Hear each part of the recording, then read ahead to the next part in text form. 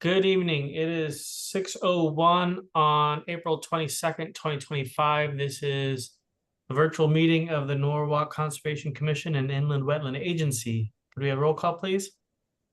Yes, Paul Bennett, Here. Steve Clackey, I'm here. Cheryl Brown, Here. Heather Breslin, Here. Ed Holwico. All right, so you have 5, you have a quorum. Awesome. Thank you. Is there anyone online that you know of who would like to make a public comment not on the two properties that are on our agenda today?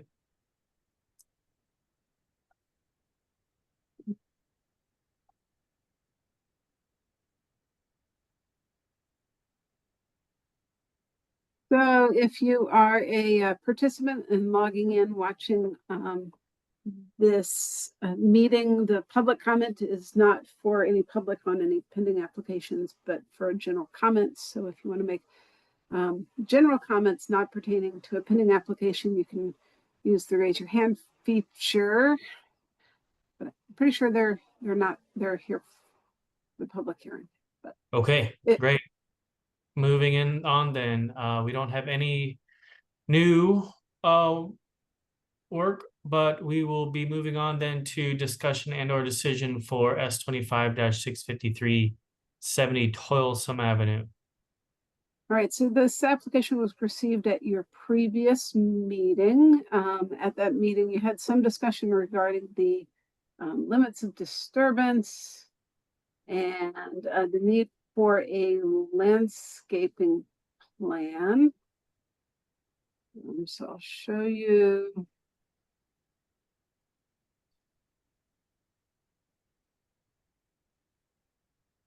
This is the revised plan. And so again, the water course is just on the northern tip of the property. There is a small riparian wetland adjacent to the wetlands, the water course, sorry. And where did it go?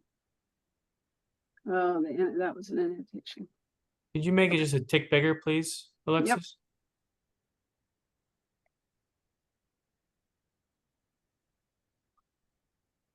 Yep. And so added, so this was the plan that you saw. Sorry, the annotations are on and they're gonna previously with the silt fence at exactly the 50 mark line from the wetlands. And the applicant was asked to do a landscaping plan. So the following notes were added. They're proposing a 40-foot buffer from the wetland, and that buffer would be demarcated with the placement of 5 boulders. And then within the buffer and within along the edge of the wetland would be the planting of 9 shrubs at 3-gallon size, 15 fern. So it's 3 feet at height, but they'll probably be 3 feet at full once they've grown. And then 2 red maples at 8 feet height.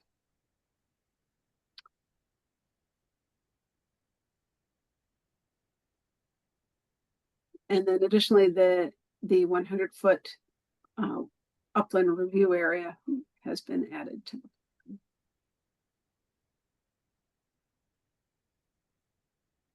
So Miss Amelia Williams did do a staff report.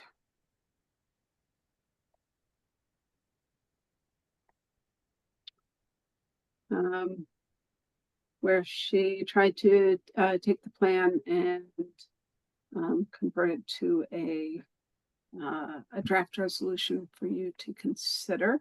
I will add that the applicant and owner is here if you want to make any additional comments, or you can share your screen if you like to show the commission what you've proposed.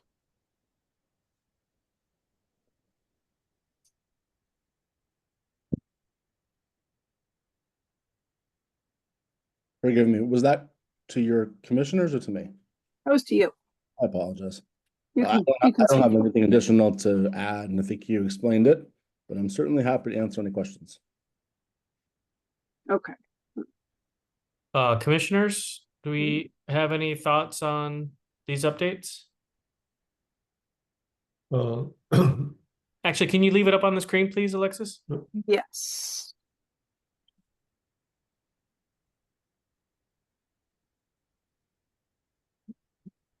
Let me do.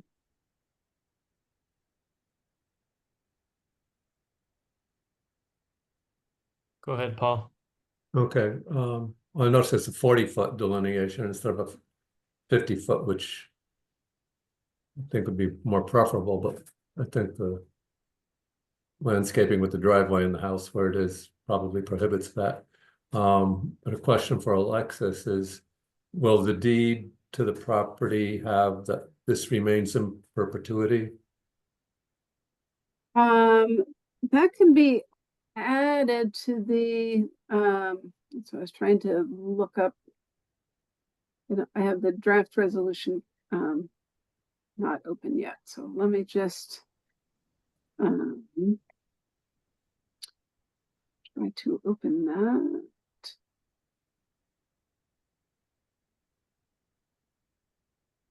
And we've just had a couple, a couple of issues this past year where people, claimed, oh, I didn't know, when I bought the property. Understood.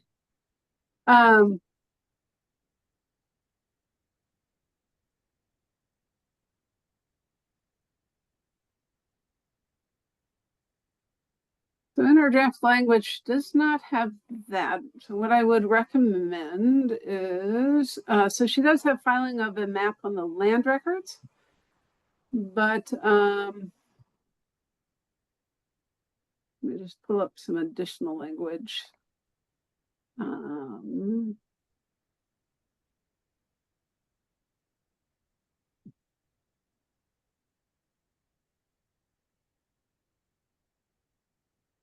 So I can never find what I thinking of when I need it.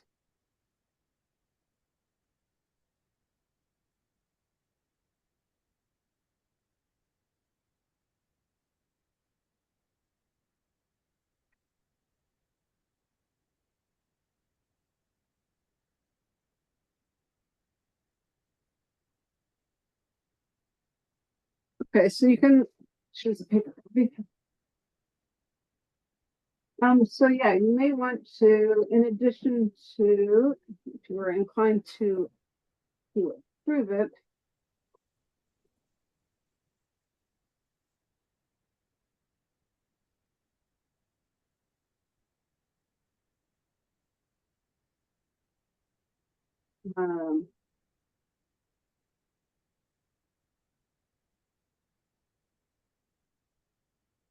we would change the special condition 4 to, so as I noted, special condition 4 in the staff report talks about the applicant filing an as-built survey on the land records, and that survey show not only the as-built location of the house, but the designated buffer area, the limit of lawn, and the buffer row. And so that's not necessarily noted as one of the encumbrances or restrictions on the deed. So in addition to number 4, you could require something to the effect of that the applicant shall cause to be prepared a deed restriction that states that the wetland, watercourses, and designated buffer remain in its natural state in perpetuity, and that be filed on the warranty deed in the description of the property. Okay. Okay. Yeah. Thanks, Alexis. Other commissioners? Yeah, I have a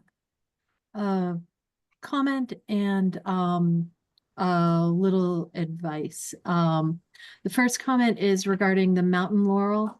I believe when we typically require plantings, they need to be 3 to 4 feet. Is that correct, Alexis? Yes. For shrubs. I think a 3-gallon is gonna come in under that, so if we could, you know, have that as part of the conditions. And the advice that I have is with the location of the sensitive fern versus the shrubs. I think you're gonna have more success with the sensitive ferns surviving if they're a little closer to the wetland, like on the wetland line. But that's just advice. That's nothing, nothing other than that. So So you're saying you would you swap the mountain laurel, the 9 in the back? yeah, I Would mean, you put the the sensitive ferns in the fern, back? And the yeah, the laurel in the sensitive front? fern is gonna want more water, and you know, he'll just have more success and not have to replace them. I think if they were closer to the wetland. John, do you have feelings one way or another on that? I mean, I just won't appreciate them or see them or enjoy them, but if that's your specific. It's not a condition. It's not a condition. Here, work That with you wouldn't guys. be anything. It's just experience. So Also, what about, I mean, he could probably mix them up too. I don't know. I'm not a landscape designer, so I don't know what looks good. Yeah. yeah, I I mean, think it's they'll just need a little extra water if they're further from the wetland. That's all. Okay. So- sensitive fern, once you get them established, they'll be fine, but they are kind of sensitive to the their need for a moist soil. Okay. Okay. All right. Anybody else? And so I will amend, so I'll amend number 3 to add that the plan as submitted is good, except with the following modification that all shrubs must be a minimum of 36 inches in height at the time of planting. Well, actually, I was agreeing with Paul. I think 40 is a bit tight. I think we can get pretty close. We can get the boulders pretty close to that silt fence at 50. I'm just echoing what I'm hearing Catherine saying in my mind, which is the importance of the buffer for yada yada yada. So, I mean, Okay. John, is that a no-go to give us a little bit more there? I'm giving up 40 feet here. It's quite a lot. Well, yeah, but you do have wetland in your backyard, so. I mean, if that's if 40 understand. foot is, I'd be willing to add more plantings if that pleases you, but I don't want to give up more of my yard. well, from what Catherine tells us, because she's done more of the trainings than I think the rest of us have, it's the space that's important. It's the distance and having an untouched area between touched area and the wetland, which is what does the filtration and yada yada yada. I don't it's not a make or break for me. I was echoing what Paul said. He thought it was too tight. I think that's what I feel myself. Cheryl or Ed, do you have any strong feelings one way or another?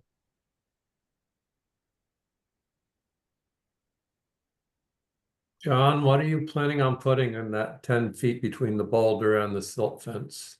At this time, I've not made that decision. It's the bocce court. You could, what if you, Bocce court I would show up to. Oh, and there's Heather too. I'm sorry, I forgot. no, that's If okay. you're on there, Heather. I was I just can't gonna see you say, again. if it's, oh, sorry. It's okay. I was just gonna say that if it's possible, perhaps angle the boulders, There you go. Give them a This way- curve. right? You build in a little more without bumping up against the driveway or anything like that. Yeah, how about that? How about we start with a 40-foot offset to the north, extending to a 50-foot offset to the south?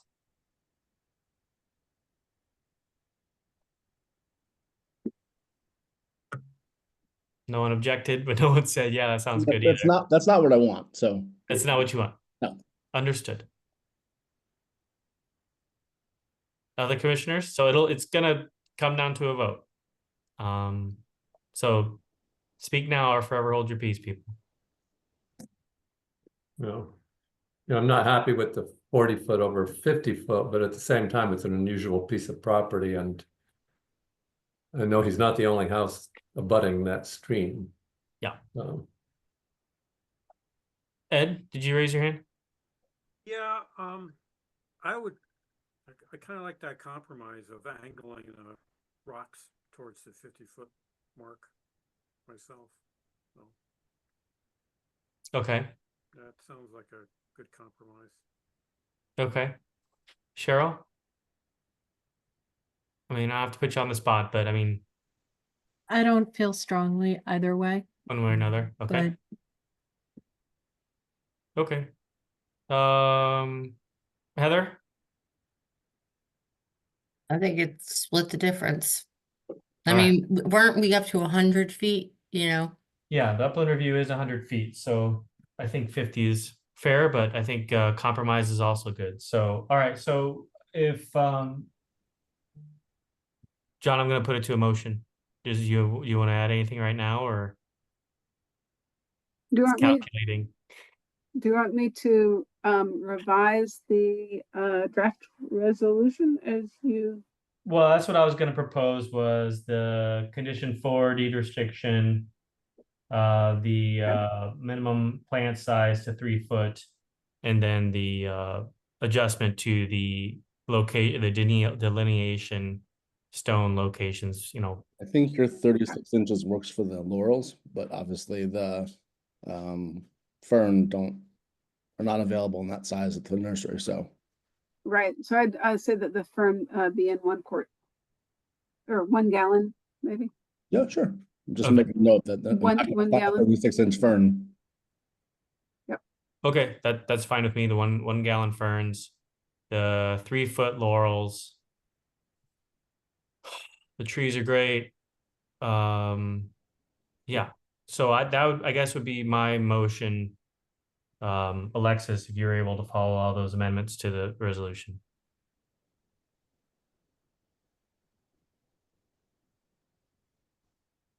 Okay.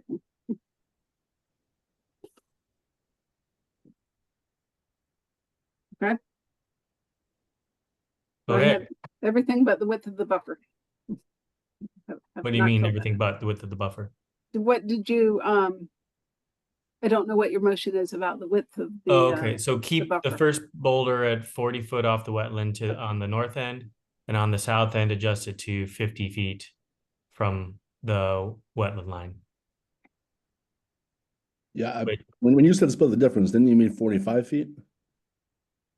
It was averaging out of 45 in my mind, so it was from I'm 40 to 50. I'm not really in favor Where of does that. 50 feet put you? Where does that on the map? That's the silt fence right now. Is at This 50. is the 50-foot mark, this is the 40-foot mark. So there's either splitting it down the middle with a 45-foot wide Oh, I buffer, see. Okay. or having a buffer that on the northern end is 40 feet wide and on the southern end is. Yeah, either one's fine with me. I mean, Either one's fine with me too. Is that what It's you want, easier John, It's instead? A easier straight to one of say 45? 45 foot. I mean, I would like it to stay at 40 feet. That's my request. If you Okay. guys voted and said you're not going to approve that, then, we could have a different conversation, but I'm working with y'all and I really like to keep it at 40 feet. That's my wish, please. Okay, well, I think the commission has decided that we all agree that the compromise between 40 and 50 would be either at 45 or slope from 40 to 50. So if we vote on it that way and it passes, which it sounds like it might, then it's done. But let's see, what else can we think of?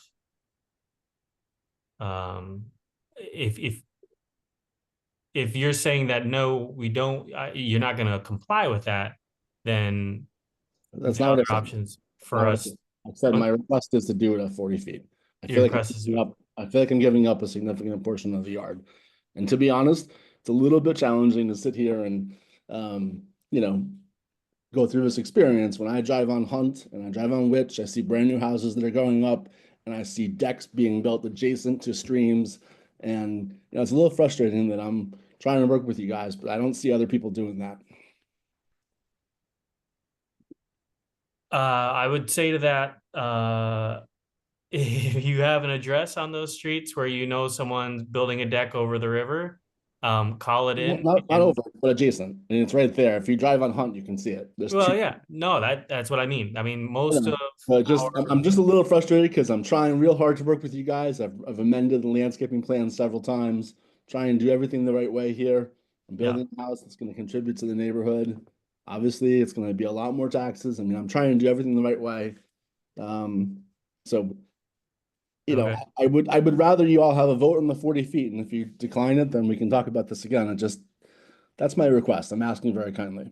Okay, all right. So does somebody want to, so I will, I'll rescind my motion, which included, the 45, the extra 5 feet. The molehill, which is quickly turning into a mountain. Does someone else want to propose a motion to approve or not the draft resolution?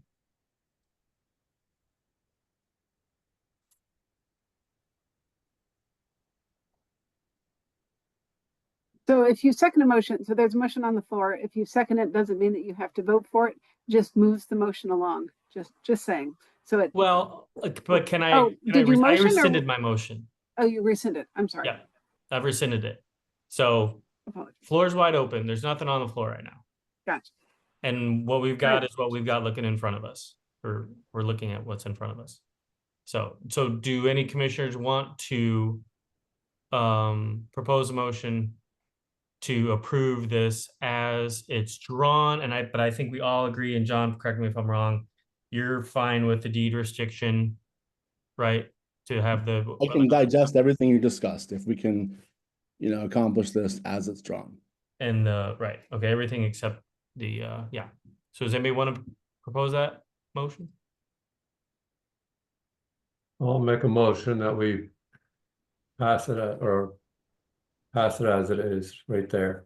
Again, I would be more comfortable with the 50, but again, I'm also familiar with that neighborhood and it's already backing up to that stream. This property would probably be the odd man out if he had a 50-foot as opposed to 40-foot. So Okay. Okay, so just for the record, Alexis, we've got, the plan is as shown. There's a edit to condition 4 for the deed restriction and file on warranty deed or whatever that is. Mhm. It is the increasing the fern to 1, or changing the fern to 1 gallon, increasing the laurel to 3 feet Height Okay. at the time of planting, correct. at the time of planting. Right, okay. Can we have a second? I'll second it. All right, Cheryl Brown seconded. Any discussion? Okay. All in favor? I, I 2, 4. All against?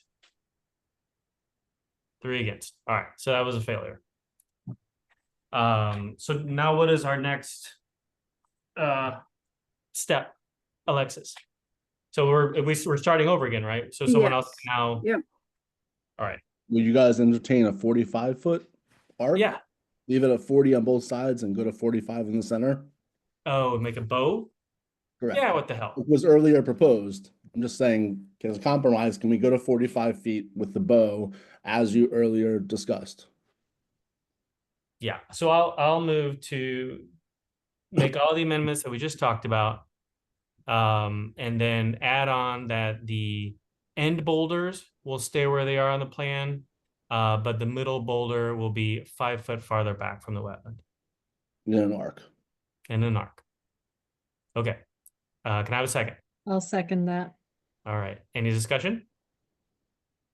All in favor? There we go. Does anyone object? Okay, and everyone voted, so no abstentions. All right, we did our horse trading for That the was day. 5 in favor. All right. It was fun. Wow. Yeah. Okay. in the grand scheme of things. Great. Okay, cool. So you're off to the races. And I appreciate your time. Alexis, I'll follow up with you tomorrow about next steps. Yep, sound good. Well, as soon as you permit, it'll be later in the day. Very well. Have a nice evening, everybody. Thank you. thanks, John. Bye. Okay, well, so now we're moving. Oh, actually, we want to, I'm gonna move to amend the agenda. And because the public hearing can't start till 7, which is 34 minutes from now. So let's move on to acceptance of minutes. Actually, hold on a second. That was a motion. Can I have a second? I'll second it. I'll- Any discussion? All in favor? Aye. Heather, a squint doesn't count as a vote. Sorry, yes, in favor. I'm sorry. Thank you. All right. So we're gonna move on to acceptance of minutes. Did anyone read the April 8th minutes? Hmm? I did. Okay, I'll motion. move to approve the minutes. Second? Anybody want to second it? I'll second Paul? it. Any discussion? All in favor? Aye. All right, those are approved unanimously. Conservation initiatives, Earth Day. Earth Day. Happy Earth Day. Today is Earth Day. Yeah. Yeah, Happy Earth Day to all. And so then, right, there's an Earth Day festival scheduled for Saturday, the 26th at the Norwalk Green. As of now, the event is still on. They are supposed to email the point people that registered no later than Saturday at 9 a.m. So I will keep checking my email and let you know if it is canceled due to rain. yeah. Do they have a contingency plan or is it just canceled? I think it is just canceled. I don't see anything. I'll forward this to you. This is everything that I've gotten from the organizers. I'll Heather, send that to when it comes to the you, environment, there is no plan B. right? I was, But when it comes to the weather, there should be a plan B. Oh, yeah. So it's rain on shine unless more severe weather is anticipated. So I don't think there is a alternate date. It's either on the 26th or it is not. okay. I'll bring my raincoat. I have the, Oh, you never know what the weather's gonna do. I do not. I do have a poster for you. Okay. It looks a lot like the one from last year. Slightly different. But we can talk after, or I can send it to you. You can let me know. I don't know if we'll print it and mount it or we'll figure it out. Okay. Yeah. Considering the potential wetness of the day. Actually, the forecast looks better now than it My did. propagated plants, not a lot of them made it as I expected, but I tried. All good. I'll bring what I got. Sounds good. Thank you Um, both for doing that. mhm. It needed to be about 3 weeks earlier that I started those. Yeah, that takes a bit. Okay. Any more coordination on that or other conservation initiatives?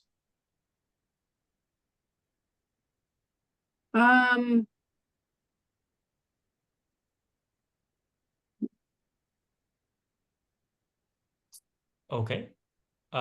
Senior environmental officer. I know I just asked you to think of something. I'm gonna ask you again to think of something. Yeah, no. I'm gonna stick with no. Okay, love it. I don't have anything to add either. Would you like to do, we can do a recess? Yeah, That'd be grand. I don't have any music or to play or anything like that. I will, Light it out. Yeah, okay. I will do my recess notice. All right. All right, see everybody in 20 Momentarily. minutes. All right, Thank thanks. you. Oh, wait, Alexa, sorry. You Yes. sent, can you just, sorry to delay everyone, I know you're, but you sent some updated documents this afternoon, is that right? For the public hearing, is that? Yes. Okay. Well, I guess I know what I'm doing with my 20 minutes. All right, see you in 20. All right.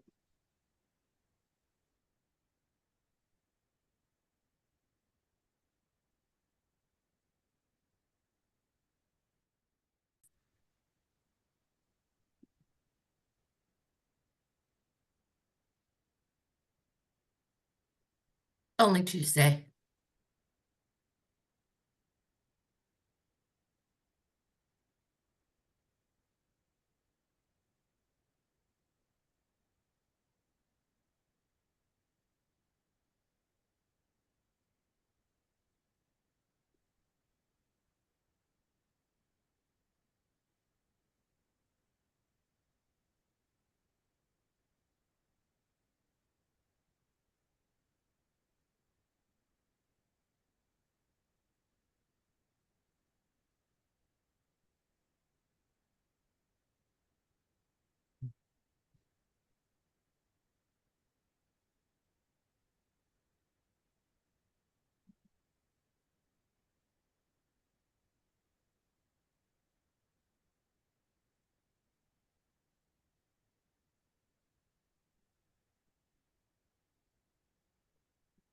Hey, it's 7 o'clock. We don't have Ed back yet.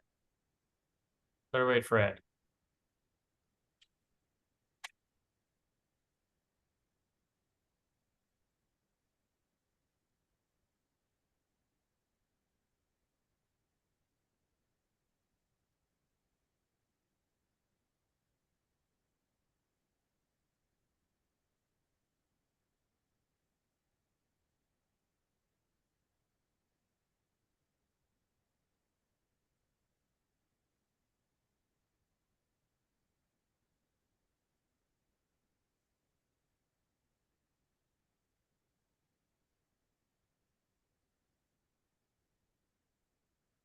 You're muted, Steve.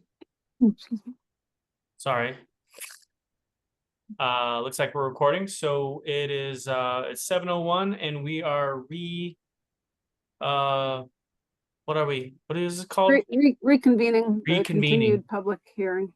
Public hearing for S 16-499B 284 New Canaan Avenue. Alexis, would you mind bringing us up to speed? Sure, and I just want to confirm that the five of you at the regular meeting, Clacky, Vanette, Breslin, Brown, and Halloweenko are all present. So this is the final public hearing. Well, it's the same public hearing. The public hearing on this application has to conclude this evening. As you know, the state statutes have some statutory timelines in which an agency has to conclude a public hearing, act, and other things. So this is your last opportunity to have a public hearing, and then it has to close this evening. I will note that the some additional information was received today, and I've emailed that to you commissioners and anything from the public to you applicant, and 2 documents posted on the pending application webpage marked with today's date. There are some other additional materials that was received in advance of tonight's meeting, but after the previous meeting in April, whenever that was, 8th. So I'll just give you a very quick overview, and then I would recommend that for tonight that you reemploy your traditional kind of protocol for public hearings as far as what happens when. So that would be granting the applicant an opportunity to provide an overview of everything that they have proposed in this application, open a public comment period, open to receive any additional verbal comments from the public, and then return to the applicant for an opportunity to rebut. And I don't know if you really need a review. Do you want a review from me, or maybe we should just go right to the applicant to review what they have provided since excuse me, since the last meeting. That'd be great if they're ready. Good evening, everyone. Can you hear me okay? Yep. Okay, perfect. My name is Rick Costantini. I'm the attorney for the property owner here, the applicant. My comments are going to be brief, and then I'm going to turn it over to Brian Carey, our engineer, who can speak in more detail with regards to the plan and the specifics.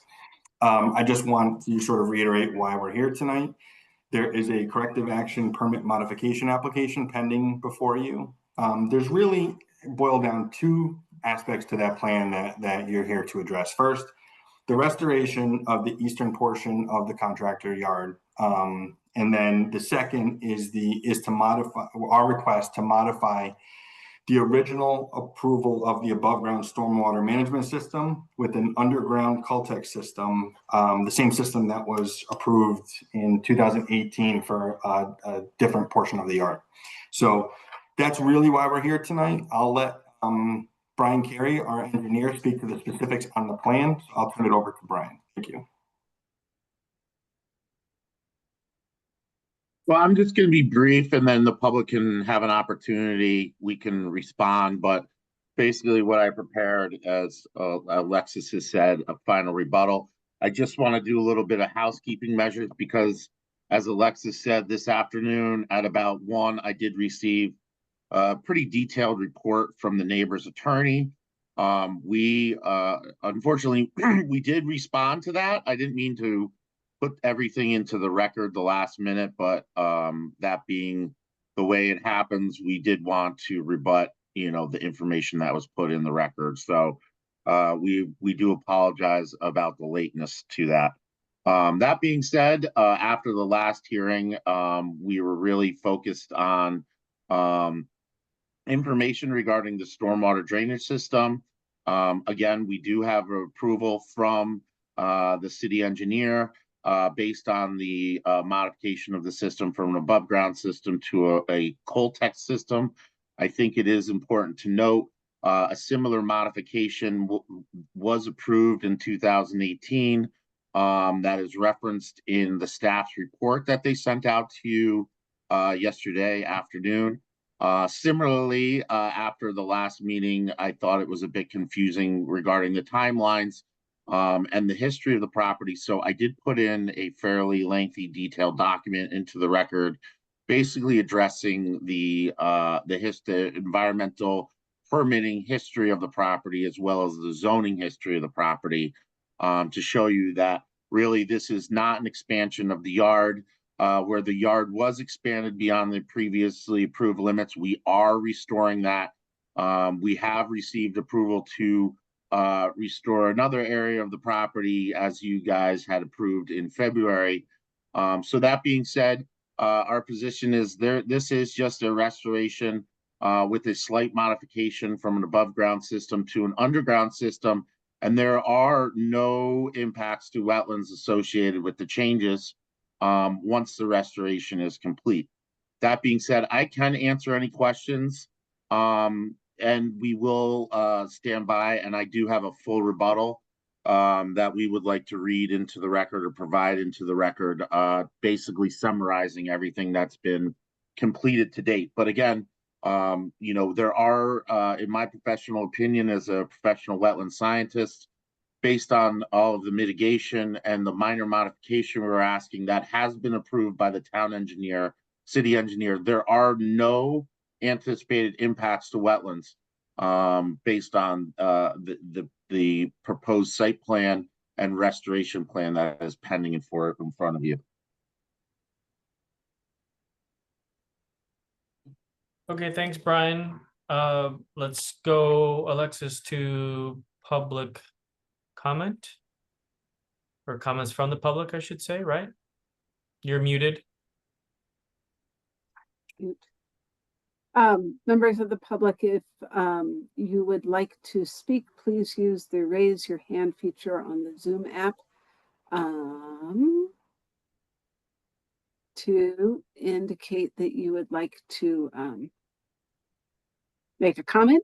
The idea of a public hearing is that you are able to provide the agency additional information to help them with their final decision whether to approve or deny the application. Typically, they rely on the application materials provided by the applicant and the review of staff. Public hearing, again, allows any additional information that you may have to provide them in their review of the application. It is not a back and forth, so that once you do speak, that will be your last opportunity to provide comment. And you are welcome to ask questions, and the applicant is always encouraged to answer the questions during the rebuttal, but they're not required to answer all questions. The agency members, just to let you know, they can interrupt and ask the applicant questions at any time, but we'll get through the public comments and then return to the commission comments. So when I allow you to speak, if you could just restate your name for our minute taker, and if you are live immediately abutting to the property, you can give your address if you feel that's relevant. So first is Elena.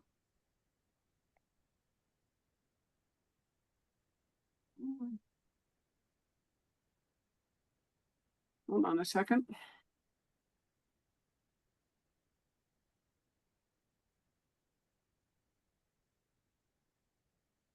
Okay, you should be able to speak.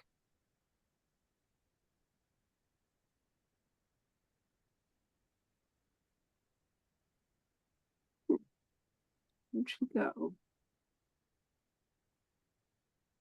This is Robert Kolodny. My unmute button just came on. Okay. My address is 48 Carter Street in Norwalk. And I'm the next door neighbor of Alina Zeka and her husband. I have a lot of linear footage bordering the Pina Construction Company. I moved to Norwalk in early 2019.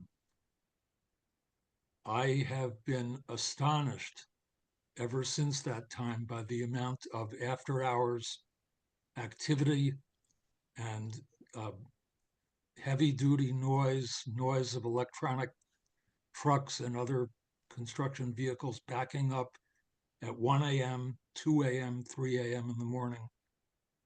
It's been almost impossible for me to use my outdoor deck. Mr. Klodny, can I jump in, please? I apologize.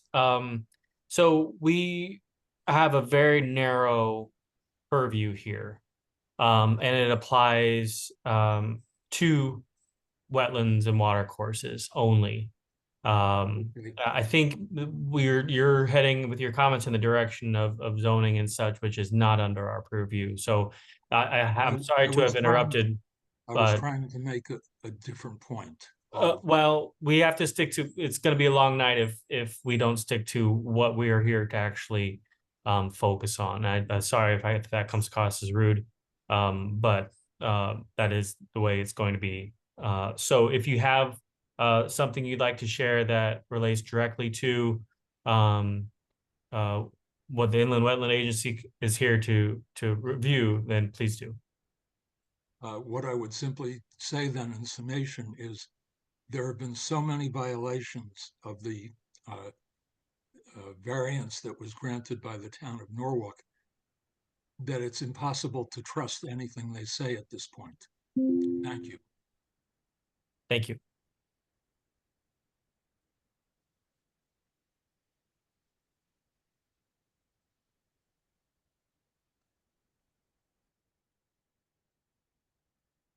Okay.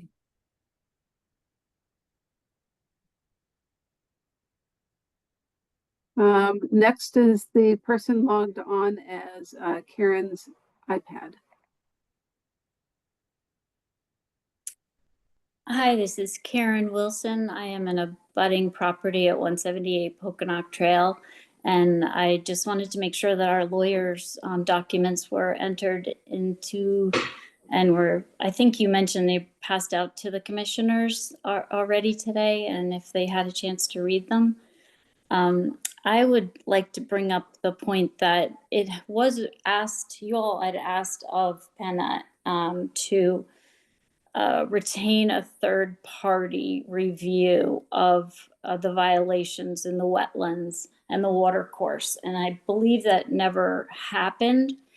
And I am just concerned, as stated in our letter, that without understanding the damage and impacts to the wetlands that have already happened, how do we know? We can't, I mean, I can't honestly trust that just because Brian Carey from Lantex says there's no impact, that there isn't going to be an impact. If you pave over area as opposed to having a settling pond, that is more paved surface that more trucks are going to be driving on, and more debris and more piles of contaminated material that is dug up from roadways and brought to our wetland area. And I would implore you to really take a moment and just, I don't know how you can make a decision without more information than the word of, somebody who's been trying to push this through since the beginning. So that's all I have to say. I'm sorry. Thank you for your time. Thank you.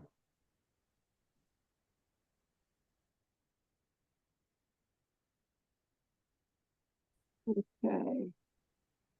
Next is Elaine.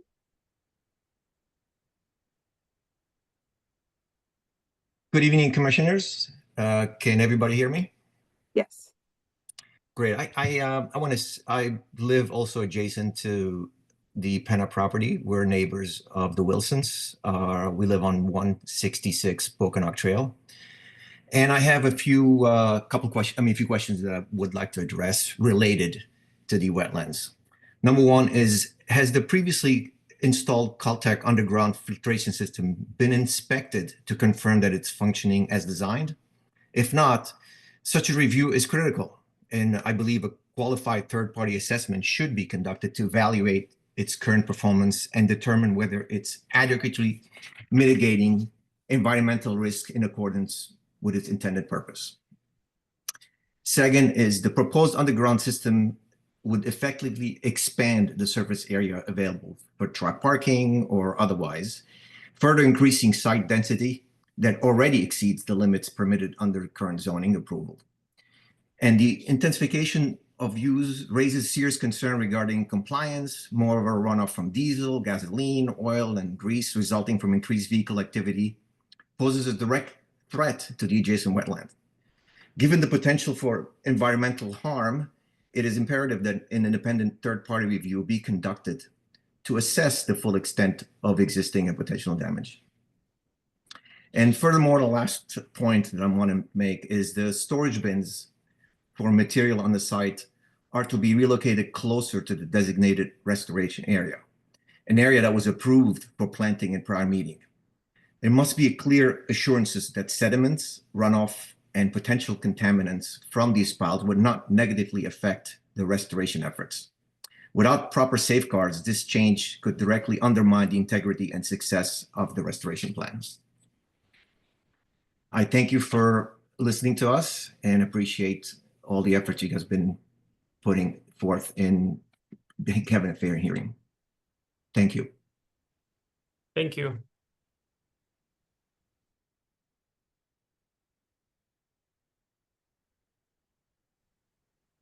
Okay, back to Alana. Hello. Hello. Hi, my name is Elena Zyka, and I live at the property at 46 Carter Street, which also abuts the Penna property. One of the things that I wanted to point out was, and I think it was sort of touched on already, is that Penna is already in violation of their variance as far as the pollution that they are already emitting, whether it's light, sound, fumes, when they have their trucks standing and idling for half an hour at a time, 45 minutes at a time. It's not conducive to the wetlands in any way, shape, or form. I really am not surprised that after the commission has requested, I think 2 or 3 times now, for an outside party, that Penna has not done anything. Unfortunately, this has been my personal experience with them as well. Over the years, trying to communicate with them and ask them to do what's right has fallen on deaf ears. So I would really go forward with Penna with a lot of caution and very little trust. Thank you for your time. Thank you.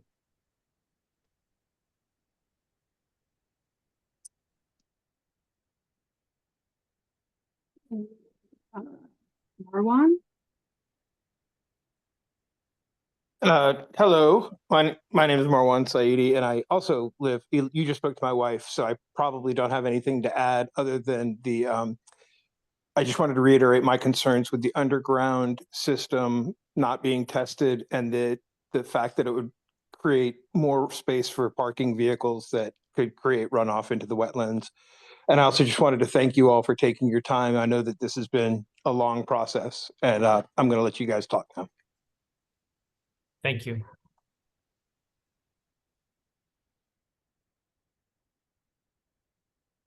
Okay, any other members of the public wishing to add comment to the Inland Wetland Agency's public hearing and review of this application?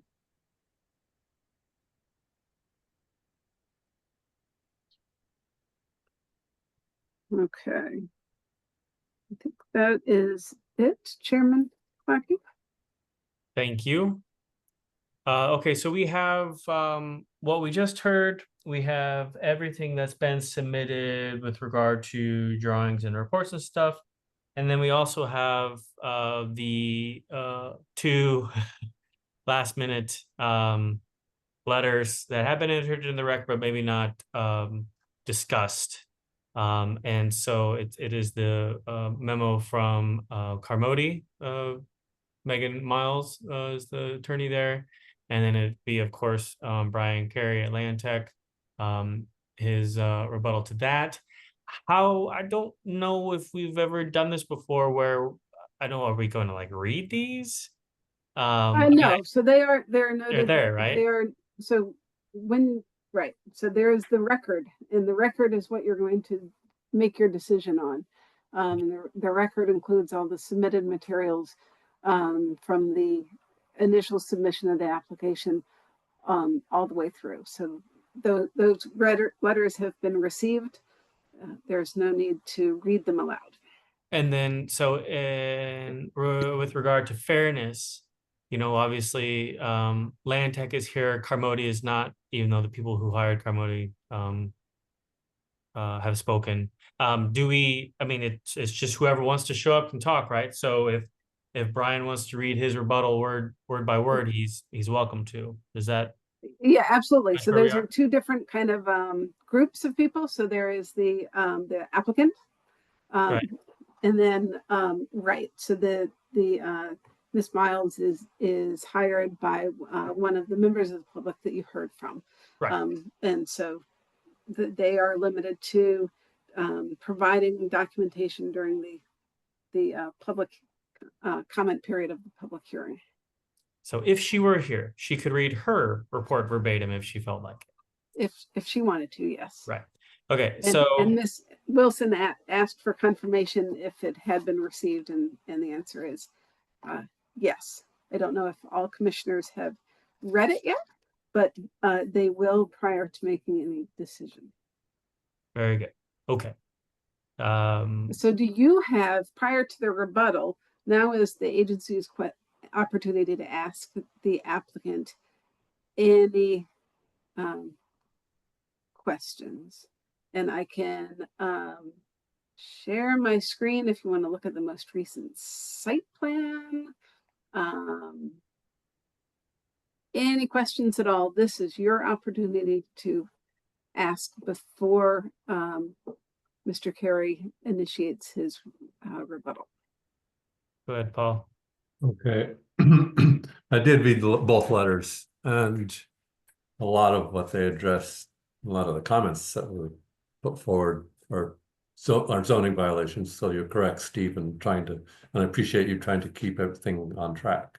The only question I have for Brian is, we've looked at the reduced footprints, we've looked at the restoration areas. Is there an actual curbing of some type, or is the landscaping going to be keeping the water from the yard in the yard? So that is a good question. Yes, there is. So this is the site plan. All the water will actually be collected. It's curbed up into this point, collected into this system, and then discharged back into. We don't see your mouse, Brian. Oh wait, maybe we do. It's I'm sharing. So okay. Brian can, maybe it would be easier for you to share. Okay, I see the comments on the right side now. Thank you, Brian. So we are restoring this area where there is currently a burrow pile. That is the extent of the area that is expanded. So we're restoring that with trees, and in part of my rebuttal, I'll answer some of the questions that Alexis put forth in her memo that we got today. This system works in the same capacity as the previous detention system, except that it's underground. There will be less long-term maintenance because they'll be able to remove sediments out of the catch basin and then out of the downstream defender, which is a swirl concentrator. There's just a little bit of paving that needs, a little bit of grading that needs to be done. So any of the water that falls in the yard will basically be graded down to this catch basin. This is a 40 scale map. So those areas, if you look at let's say the lower left corner of that detention system, you're still about 40 to 50 feet away from the wetland boundary in that area. So there really is no increase in the amount of disturbance that was associated with the detention basin. It will continue to be a temporary disturbance during construction, and then the paving after it's done will represent the permanent disturbance. But that should be mitigated, and there is enough buffer to basically mitigate any impacts from that. There are also specific conditions that can be placed on the project that have been used previously based on the 2018 permit modification, where there is a responsibility to inspect the installation and provide oversight through the engineering department and through actually conservation when the system goes in. So any of those concerns that were raised by the neighbors that the system isn't certified during and after its installation is not accurate. We have to submit a letter to the town, basically describing the installation, showing pictures, and then providing an as-built. Previously, when the other modification from an above ground system to an above below ground system, that was installed in September, October of 2024 to resolve the existing wetland violation because they hadn't put that system in. Alexis was actually on site that day with me while they were putting the system in. And we subsequently are in the process of submitting letters to the town to verify that system. But we will be maintaining the buffer behind there, and the area behind that will be curbed to make sure that the water flows into that adjacent catch basin so that the system works properly. Thank you, Brian. Here, while you're here, I had a question about the low concrete block wall with a or berm. And so that was the over here. Was that what this detail is? The wetland That's correct. demarcation? Yep. Okay, so And again, that would only be that- placed around the existing limits of the yard where necessary, so that there is no expansion of the yard. I would say the yard proper, which was what was approved under the 2018 wetland permit. so you have the concrete block, and then on the inside of the yard, you have some amount of Yeah, it would backfill. it would be minimal because that would be placed. It would be minimal, but enough to hold that block in place. Okay, and would that Just in that area where the limits of that's correct. this area Yes, here, correct. and Yes. then would it end here, or would it go along? Yeah, it would this, it would end there, and then that would be curbing through there. and this would be curbing. Yes, correct. Thanks. Okay. Other commissioner questions? Comments? I'm sorry, wait, who has their hand? Oh, Cheryl, thank you. Sorry, I couldn't see on my second screen there.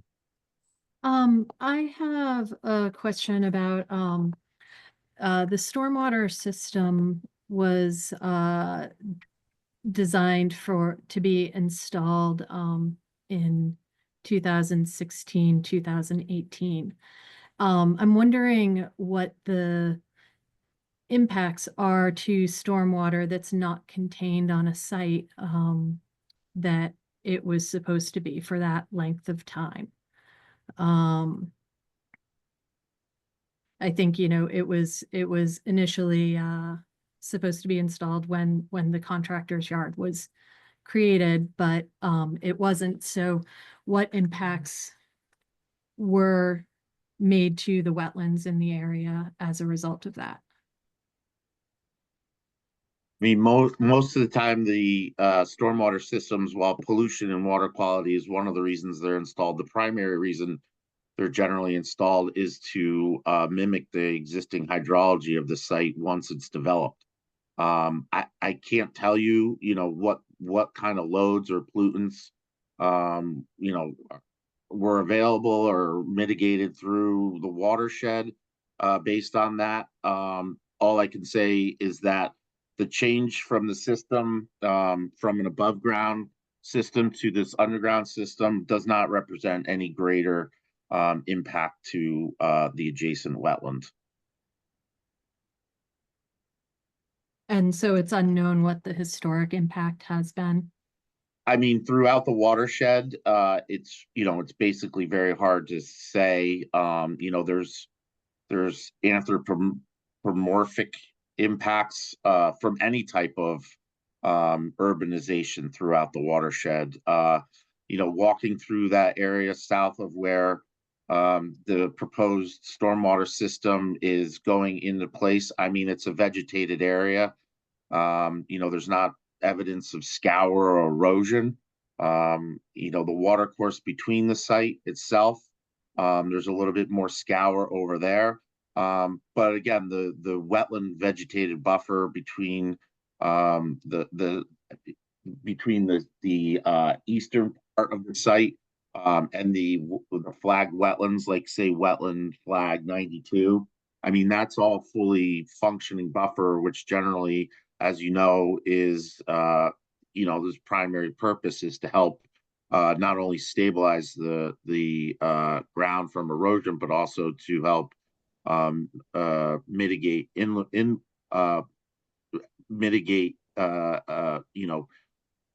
pollutants and also chemical, wet chemicals such as nitrogen and phosphorus. So for that case, I don't really see that being an issue. Again, they are, the area that's being restored on the eastern half of the site. All that material will be removed. All of the trees will be planted with an understory, and they will bring in some topsoil to make sure that's fully stabilized and planted in a manner that will restore the area properly. And in what direction was the stormwater running when it wasn't contained on the site during that period of time? Was it running to the east? Was it running to So the west? basically, we have tried to maintain to the greatest extent possible the existing grades on the property. There's only one small grading area that needs to occur. Brian, I don't think that's what she's asking. I think what she's asking is, in the period of time between when we thought the work was going to be done and today, where was the water running off? So the stormwater was running running in the stormwater is running in the same direction as you can see the catch basin from it might be Alexis, it might be better if I could share. Sounds good. Thank you.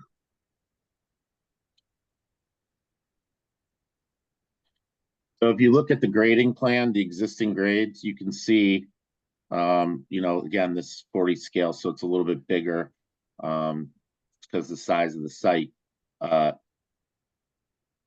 You can see these are existing grades here. Hey, zoom in a little bit, please, Brian. So we're going downhill toward this. Let's see, which way is south on this plan? So south is, oops. South is on the left side. South is all. So east is, well, there's wetlands all around, obviously, but all right. So just so we have our bearings, to so south is. In general, the water has been flowing from across the site from west to east per se. So in the direction, again, so that's 197. This is 196. That kind of dips down there. Yeah. So water from this area is flowing over here, and water from this area is kind of flowing in this direction. Yeah. This is 195. The idea is to, again, this is a fairly flat site. The idea is to grade it in a manner where it's just coming down to this catch basin. Yeah. When the Pennas moved in, obviously they proposed to put in the stormwater system.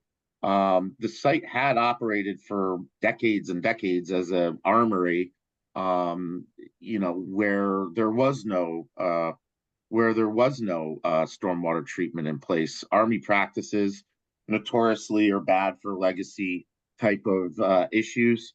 This will be an improvement over that condition dating back decades once this system is installed. Okay. Thanks, Brian. Other commissioners have questions that you'd like the applicant to respond to? Okay. Hearing none, then I think if someone wants to move to close the public hearing. No, Well, the no, applicant gets to rebut. Oh, I'm sorry. You got to do your rebuttal, right? Right. Brian, Sorry. Brian, before you go, if it's okay, I'm in here quick. I want to address a couple points made by the public briefly, just so that the record's clear. There's no expansion of the proposed contractor yard. The yard will be returned Rick, to. can you just introduce yourself? Sorry. I'm sorry, Rick Costantini as counsel for the property owner applicant. Sorry about that. And so, as I was saying, there's no expansion of the contractor yard. So if you recall, when the application first came before you, there was a discussion about expanding the yard into that area that is now the eastern portion of the property that we're proposing to restore. We heard the feedback from this commission, from neighbors, and decided to remove that from the application. So the only thing that the Pennas are looking to do is to restore that back to what it was prior, with the plantings as requested by Alexis's staff report. I think there was 20 trees and a few other requested changes to the plan that we had submitted. And so that is, we're not expanding the yard in any way. The boundaries of the yard will continue to be what was approved originally in 2016. That is what will be, that's where the yard will go back to, its 2016 approval as it was originally approved. So I just want to make that point clear, because there has been some discussion in our words used like expansion, stuff like that.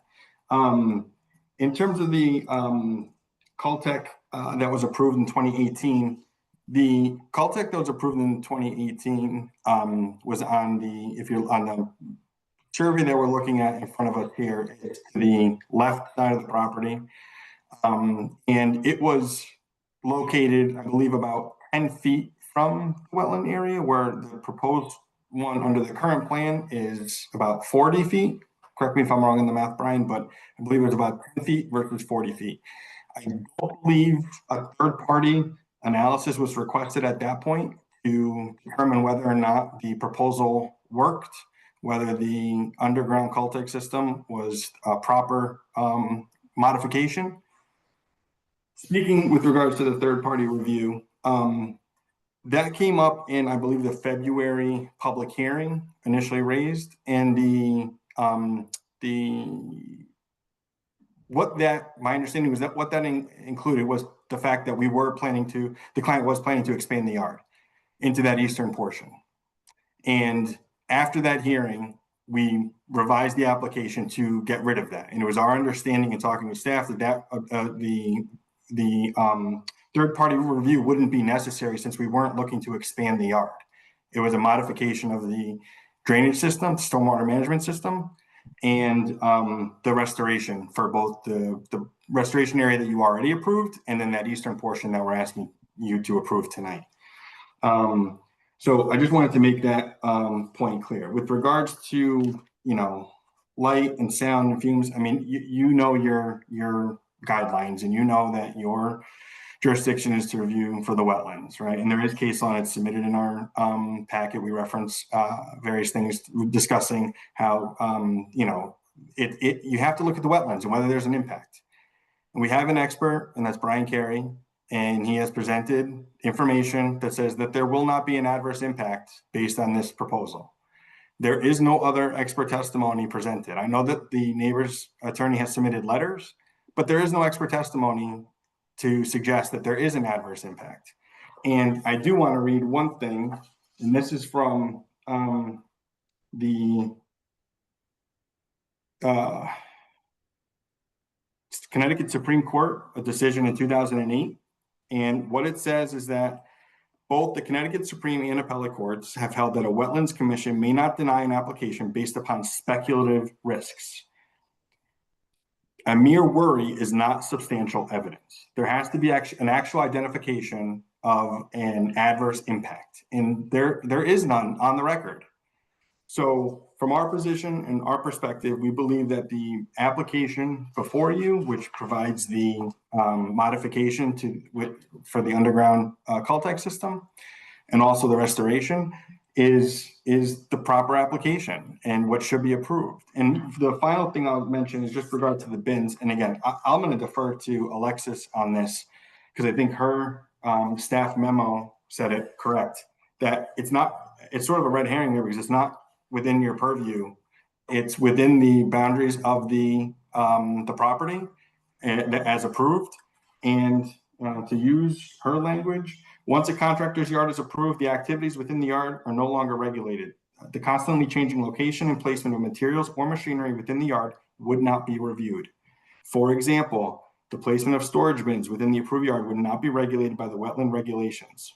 An expansion of the contractor's yard when in an upland review area would be subject to regulation, but we're not expanding the yard. We're returning it to its 2016 approval with regards to the boundaries. So I will let Brian Carey now chime in, but I wanted to make sure those points were clear on the record, that there is no expansion. The Caltech system on the same property closer to the wetlands was approved in 2018 without issue. This body did not determine that there was any adverse impacts with regards to the installation of that system at that time.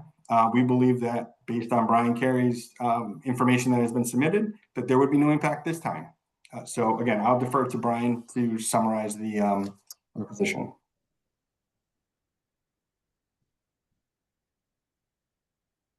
Steve, I think you're muted. Sorry, Alexis, am I allowed to jump in for a second? Yep, okay. So, the trick about this scenario is taking what we're hearing and making it jive with everything else we've heard and seen. So could you just do me a real quick favor, Brian, and pull up the size of the yard that was originally approved and compare it to the size of the yard that is being proposed now? So there's Yeah. can you even draw a red rectangle around the yard for me, please? Yeah, there is no expansion. Oh, no, just do me a favor. Can you scratch on that? I'll try. Yeah, this is. I don't have it in CAD, so.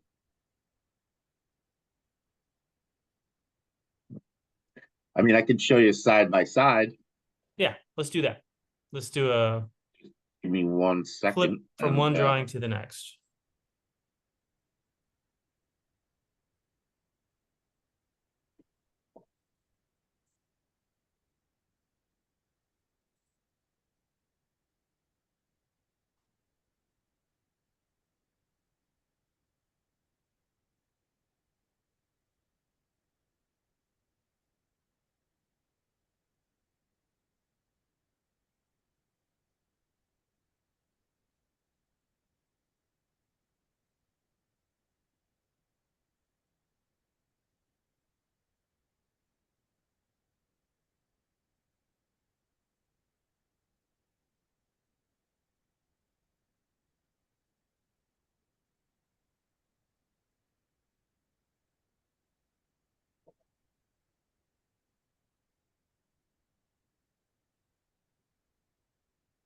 Uh-oh, did I make an unreasonable request? Is it? No, it just. I just need 1 second. Thank you.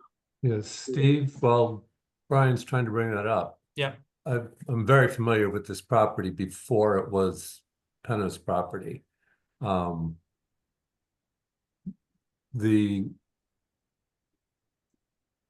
he's showing where the work yard is was a parking lot for the armory trucks and vehicles. Wasn't used very often, but that whole area was already, gravel, partial pavement.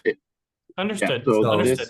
So I don't think. So this is. I don't think, except for the two places where they're doing the restoration work, it's Correct. It's not going outside the original boundaries.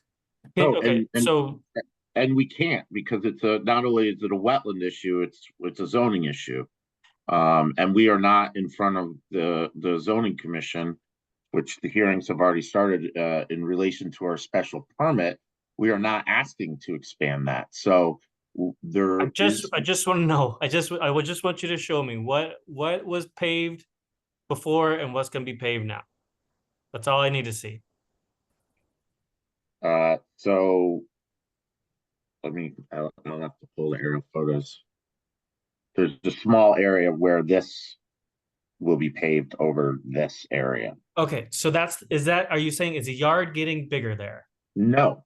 So there's yard there now?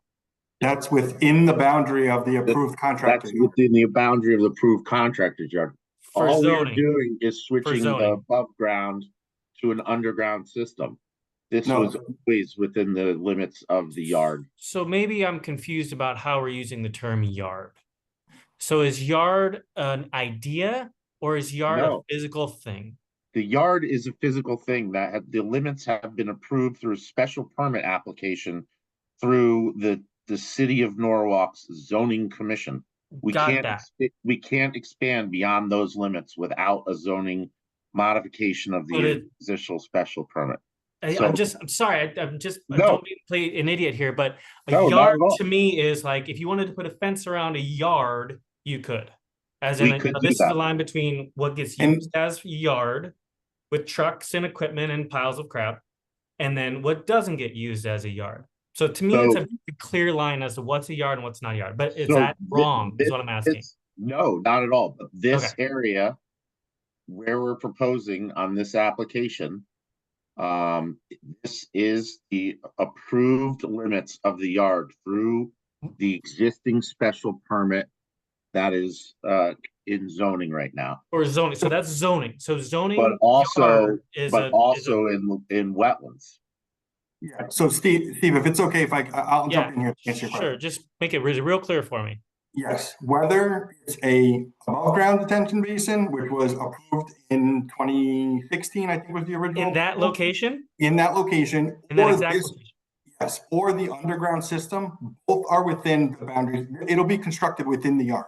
So Both why of them did, are- I'm sorry, but why did we end up with an approved plan for an above ground retention when somebody had already approved below ground retention?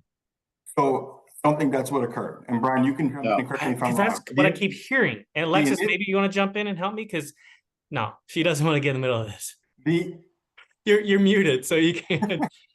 the initial So, approval. The Go ahead, I'm sorry. Go ahead, 2016, Alexis. oh, go ahead. No, please, go ahead. Okay. In 2016, there was an approval for the Pennas to occupy the Armory site. At that time, the Inland Wetland Agency approved wetland permit number S16-499 for a contractor's yard.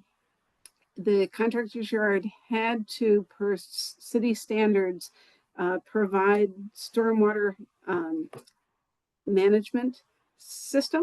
And at that time, for whatever reason, they proposed 2 above ground detention basins. The reason being is the cost, because it is cheaper to build an above ground system than it is to build a Coltech or a concrete type of detention system in the ground. Okay, so what I just heard Alexis say is there was never an approved below ground retention system in that location where the approved above ground retention system is shown on the So- drawings. So then in Is 2000, that, wait, but is that, Alexis, Yeah. that's true? Is that right? never, which one? That's why I was going to What, clarify. So was there ever a below ground retention system approved other than in that, across the creek? the southern in- portion. Yeah, Mhm. the second portion. No, that's No. what's being proposed with the current application.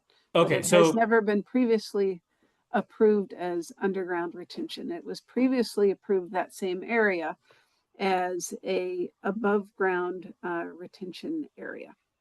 Okay, Rick and Brian, are we on the same page about that? Yes. Absolutely.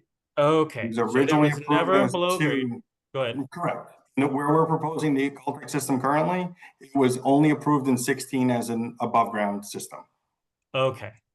And Paul, there was never more paving on the site, at least in this area of the site, than is shown in the 2016 approved drawing on the right. Right. No, No. Alexis says no. No, So Okay. in here, so in 1995, Nobody remembers that far back. it was paved. that's correct. The whole pit and caboodle is paved up to the property line. Yeah. Yes. Let me share. I'm going to And this, bump you off. Yep. For a and this second. information is in the record. And I just missed it then. I apologize. And I apologize if we're taking this big long train that we've been driving No. for months now and like backing it onto some siding track. But like, I'm sorry,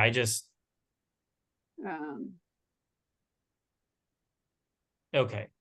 So am I? This is our GIS mapping, and or ignore the spaghetti lines, but this is a 1995 aerial photograph, so 1995 of the armory. So this is the stream that divides the southern part of the yard. Mm-hmm. So now there's underground retention right here, under where these trucks and stuff are. And then this is the southern part of the yard. There's now a cell tower that bumps out here. Mm-hmm. Okay. At Correct. some They had- point, and so then I'll just continue. At some point, you can All right. see kind of a dividing line here. Yep. At some point, this part was, or at least this part was the asphalt was removed, and it was dirt or grass. And I'll see if this loads. Can't really run GIS and a Zoom meeting. Oh, there we go. And so, so by 2007, this area is still disturbed. You can kind of see this halo Sure. where it's been cleared, but it's no longer asphalt for whatever reason. Okay. And what year did the current owner buy the property?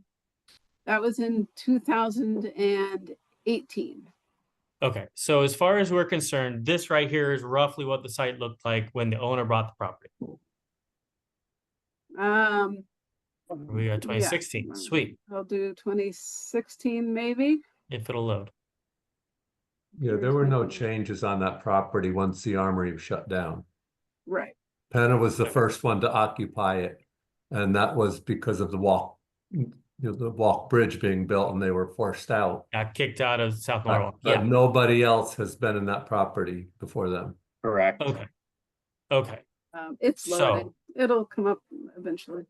All right. So when Penna got the property, the pavement was at the extent that pretty much aligns with the 2016 approved plan, right?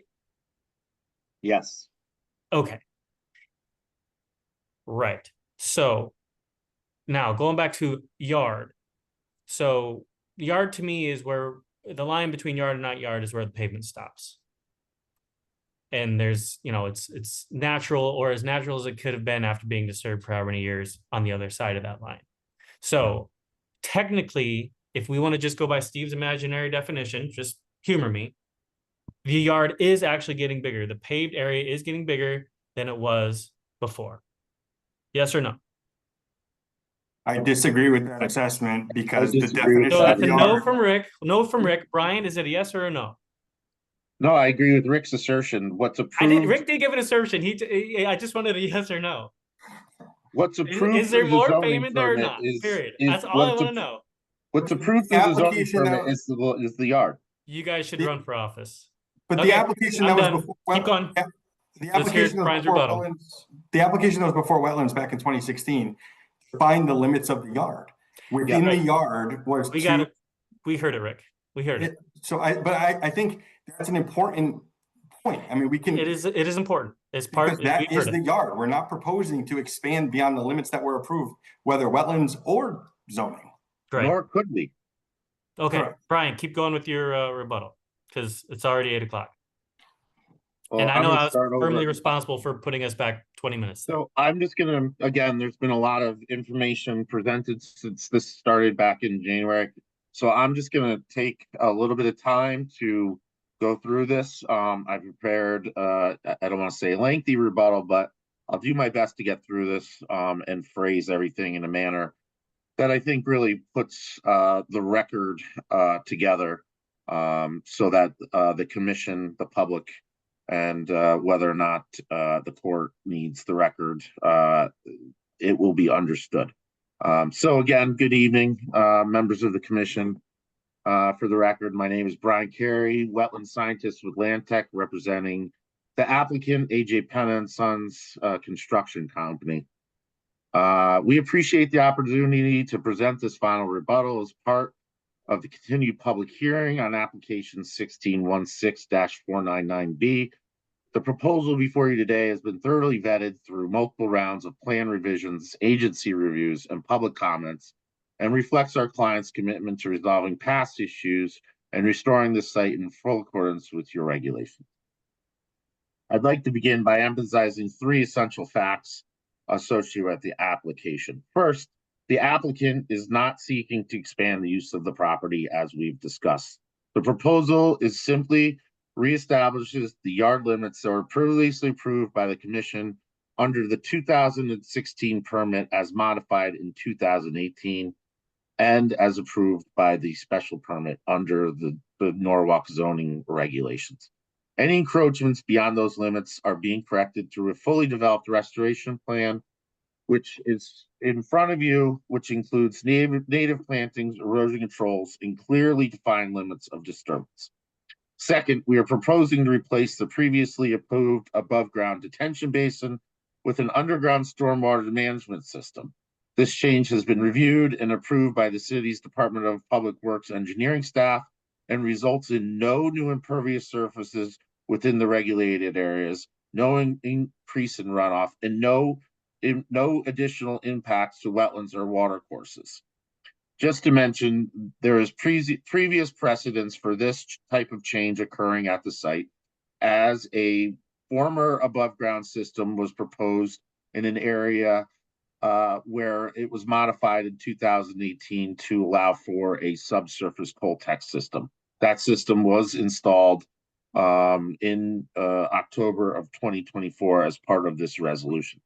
Third, and mostly important, this is a corrective application, not an expansion. The current proposal responds directly to enforcement directives, and the restoration plan has been deemed sufficient by staff to address past disturbances.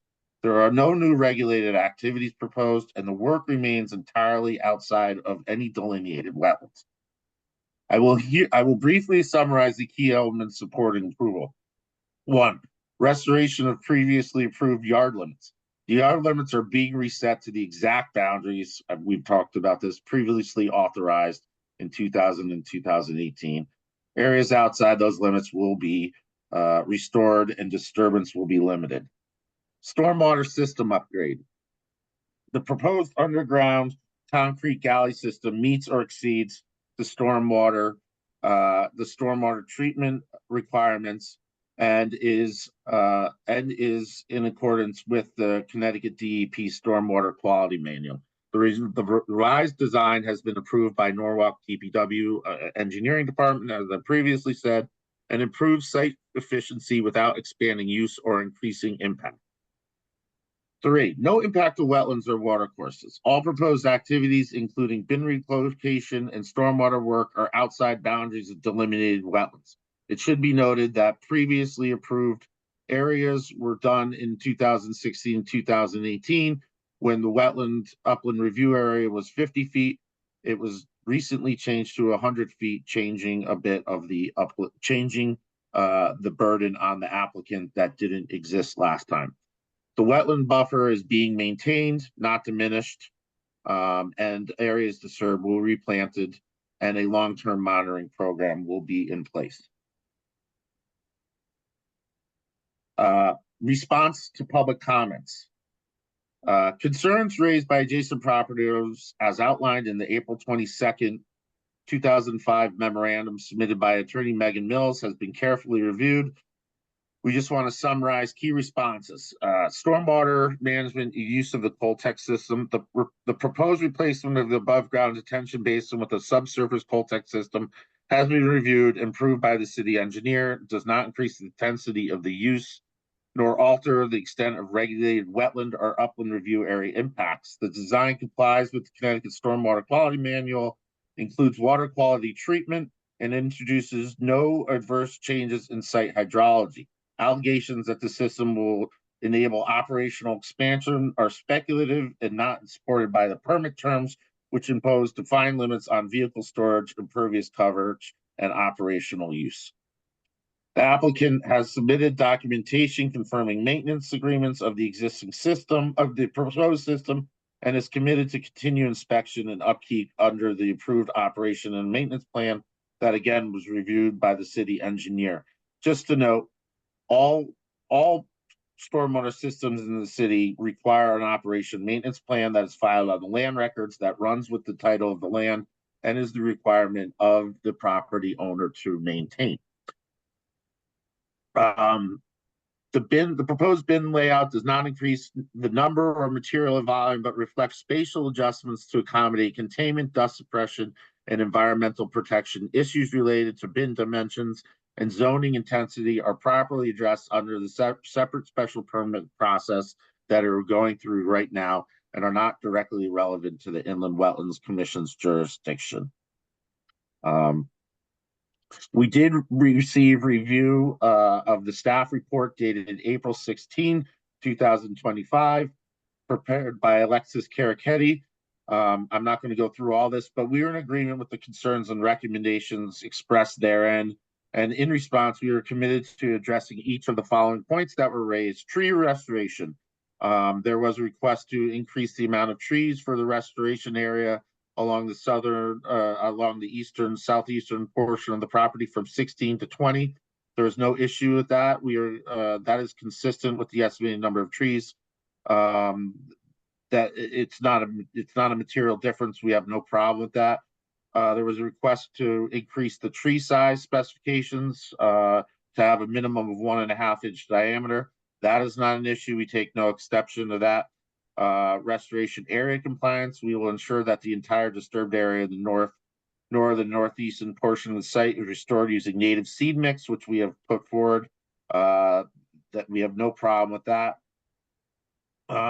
And we will make sure that on an annual basis, we will submit a site boundary compliance report so that there is no further encroachment associated with the continuing operation of the yard. That being said, I just wanted to go through with respect to meeting our regulatory standard for the project.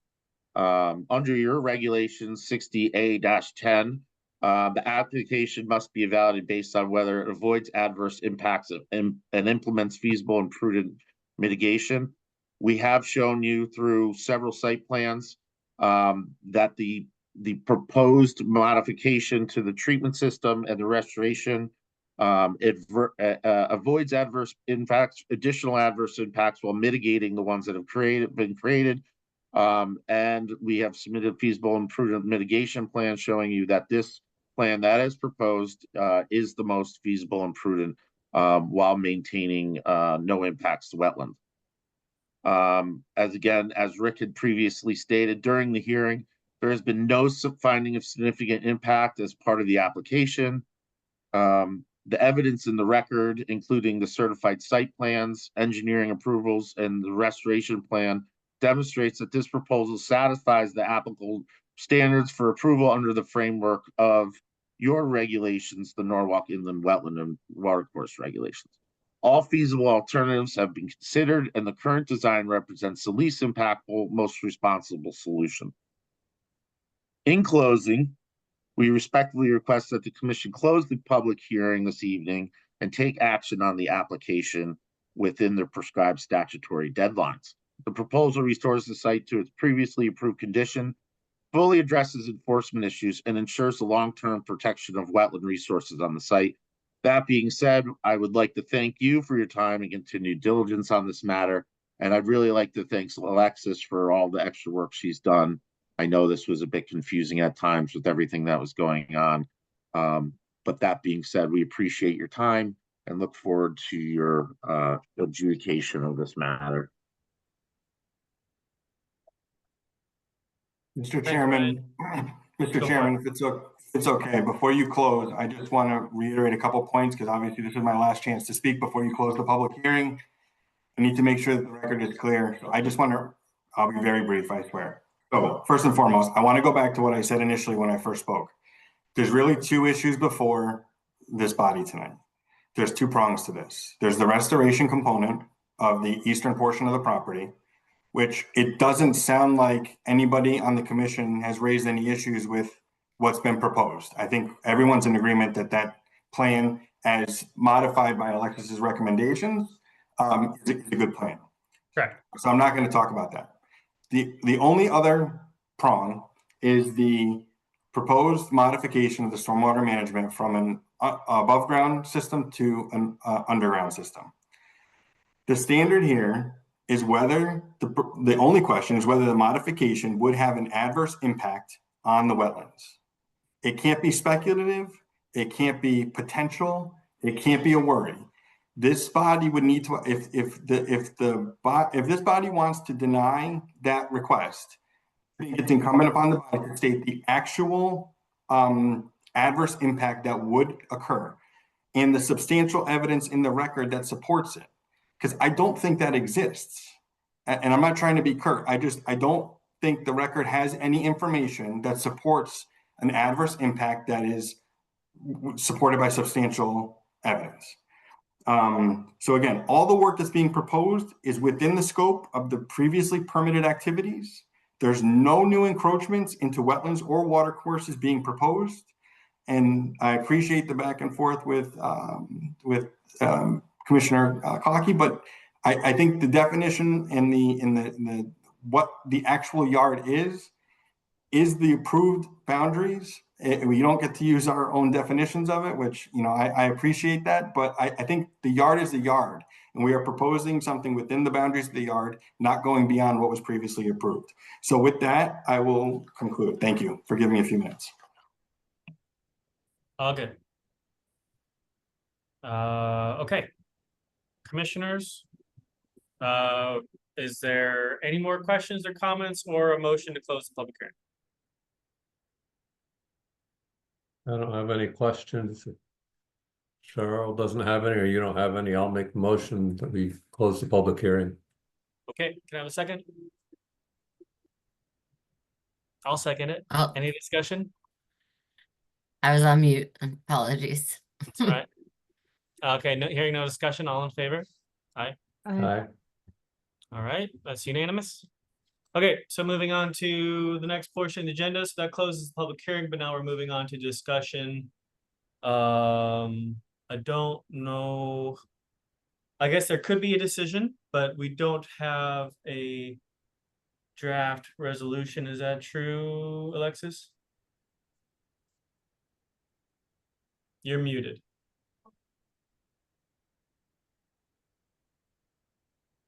You're still muted. He's done. The bane of Past my my bedtime existence. too. Correct. I have not prepared any draft resolutions. Did not really have any idea what to include in such resolution. So I'd encourage you to discuss tonight if possible. And I think I've picked up on some things, but it's more glancing blows. So if any direction, I will draft accordingly for your next meeting, the second Tuesday of May. Okay. So I'll jump in to get the wheels rolling. So first thing, we should be very careful about putting on our blinders. And this is something we should do. This is a good thing, not a bad thing. Putting on our blinders and looking just at what's in front of us. We can't look at what should have happened years ago. Well, we can, but only from the perspective of not like, oh, these people don't want to follow the rules. It's from the perspective of, okay, what are the implications to what we're here to talk about, which is, you know, wetlands, watercourses, things like that. So that's number one. So, and then I think where everybody's on the same page about, you know, the zoning restrictions or not, or complaints, I guess I should say. The one thing I'll say about that is if zoning got to decide what happened to the wetlands, we wouldn't be here. So I think that's an important thing to keep in mind. I think both Rick and Brian are absolutely correct that we can't reject a proposed plan based on possible impacts. You know, can be speculative using Rick's word, I think. And there is nothing on record that counteracts what Brian has proposed. I don't think that's necessarily a good thing for anybody. I think I've been pretty clear for however many weeks we've been talking about this, that a third-party review would be important. There was some mention of a conversation that was had with Alexis. I don't know about that, but I think the commission has been pretty clear that we wanted a third party opinion because this is a complicated issue. There's more than just the applicant involved, there's neighbors involved. And this is just all the more reason to have someone who is an expert, and none of us are experts in this. Unfortunately, I wish that was the case, but you know, we're not. And so I'll speak for myself and say, I'm not comfortable saying, oh yeah, forget it, it'll be fine. Now, if I had a third party person who had submitted a report before we closed the public hearing a few minutes ago, and we could see that report and it could say, yeah, you know what, Brian Carey is right on the dot and there's not going to be any problems with what's proposed and it's all good and there's been no damage to the wetlands that needs to be remediated from the work that wasn't done over the past 7-9 years, whatever it's been. That'd be great. If I had that, I think this would be a very short conversation. But I don't have it, and I'm speaking for myself here, not telling anybody else what to think. But I think that that was a real missed opportunity. It could have really put this thing to bed. I'm not comfortable moving forward without it. So from my perspective, that's where I am. Sorry, that was a lot, but I have been trying to be pretty quiet, but whatever. I think you said a lot very well. Oh.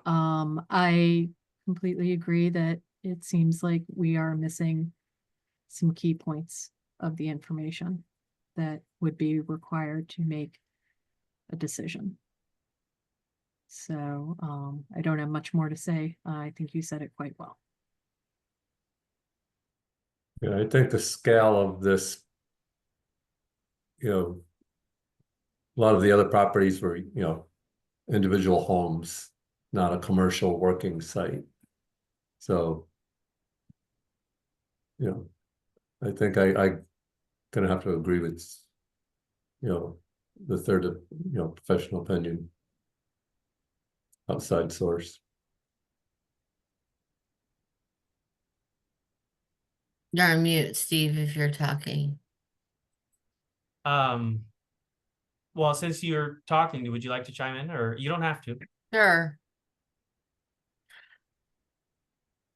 I'm unsure what we're asking, not to devil's advocate this, but I'm unsure of what we're asking for a third party to review. I think we know, you know, my feelings on this have what they've been. They've not followed past corrective actions, past applications, all of that. However, what is before us today is restoring the portion of the wetland that was erroneously eroded into. Well, let's be clear. They didn't, as far as I can tell, the disruption on the east side of the site going, you know, down on the plans, didn't go past the property line, and the wetland does not come up to the property line. And Alexis, chime in, or even share the plan if you want. Yeah. But there wasn't actually encroachment into the wetland. As the big ass pile of rocks and stuff where they're planning to get rid of it, and or the gravel, and they're planning to get rid of it and plant trees. Yeah, that everybody's on the same page about the restoration. Correct. Right. So Right. I'm speaking mostly to the modification, or entirely to the modification. And the only modification to me that I see and that I understand is the water retention going from the approved above ground to the stated below ground. So what we're saying by my powers of super deduction here is that that is the part that people are uncomfortable with, the underground, the moving underground, and that we would like a third party opinion on. And it's, I think to the bottom left-hand corner of that paved area, that wasn't ever going to be paved either. Like beside the retention pond, I think, so the whole rectangle shape of the paved Yeah. area has gotten expanded taller. And previously, Alexis, again, if you want to throw up the plan or whatever, but there's also a kind of expansion that's not covered by the, or that doesn't have the Coltech underneath it and wasn't paved before. Yeah, where the underground, yeah. So There you go. where it gets real close to the wetland there, especially close to the waterway. This is the water course. So you're talking about this, the swale? Or Well, you're- no, just that whole where the note says remove 6 inches plus or minus of accumulated sediment by hand, approximate location. I'm not saying what that's pointed at. I'm just saying where the words are. Oh, okay, in this corner, Yeah, right? And so then this is what's being proposed right. So we're Um, adding, currently. yeah. Which So, may or may not be a big I deal. see. That's, Yeah. I just want to make sure we're 100% clear on what we're talking about here If- because well, if that Caltech system, does that filter everything out besides just sediment? so the I mean, DPW has their downstream- engineers, but you know, Right. you know, that whole system, will that remove the pollutants before they go into the groundwater? Or does this go into the Well, city yes. sewer system? Right, so there's a catch basin with a sump, so a 24 inch 2-foot sump. And so the sump is where heavy solids like sand or grit that isn't suspended by water drops, and it's noted in the operation and management plan. The grate would have to occasionally be removed, and this sump would be vacuumed out of any coarse grain sediment. And then the brand name is the Downstream Defender. It's a swirl separator that further separates petroleum and the finer grained sediment material. So these are, the catch basin is here, and then the Defender is here, and then it goes into the underground galleries. And then the underground, so this is the primary treatment is really this Defender swirl separator. And then when it goes underground, the retention galleries are really designed just for retention. They have to have some kind of pre-treatment, especially for the removal of sediment, because otherwise they will clog over time. So water would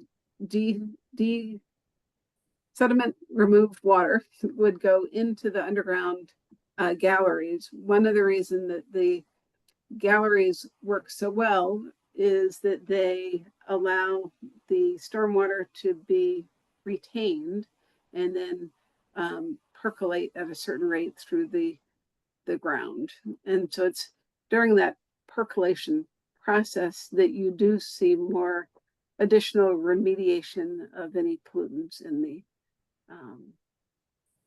water that is in the galleries. well, and there was probably a separator on the previously approved above ground system, I would assume. And so this amount of job. So no, so there was a grass swale. So Okay. that was and grass swales work moderately well at removing your coarser grained sediment. So it would be a swale that would probably have needed to be maintained over time. Sure. So it was a 3-foot wide grass swale that would capture runoff kind of coming off the site from this direction, and then it would be discharged into a water quality basin. But that wouldn't do anything to remove petroleum products. So typically a water quality basin has vegetation and so it would capture it within this, and there would be some remediation as the groundwater goes through the plants, but it would kind of remain in this area is the idea. Just to So go, either way, it's all going into the ground. Eventually, It's, yes. it's just a matter of, and then it's roughly in the same location. It's just in a different way. Well, the way Right. the way she explained the other, but they had a separator in the Caltech system. Right. which gets In cleaned which out. case, That'll which would get be vacuumed better. out. Yeah. So- Well, the sediment gets vacuumed out, right? It's but- Both, so both, the okay. oil and any grit. No, So And that's better. that is in your, that seems to be an improvement over Yes. the open one, Steve. Yes, definitely. I agree entirely. Can I- Heather, See, I so looked, sorry. I looked at the, there I is an looked at the, operations and maintenance Look- plan specifically for the stormwater management system. So it does talk about maintenance of the catch basins, the any junction boxes, the stormwater.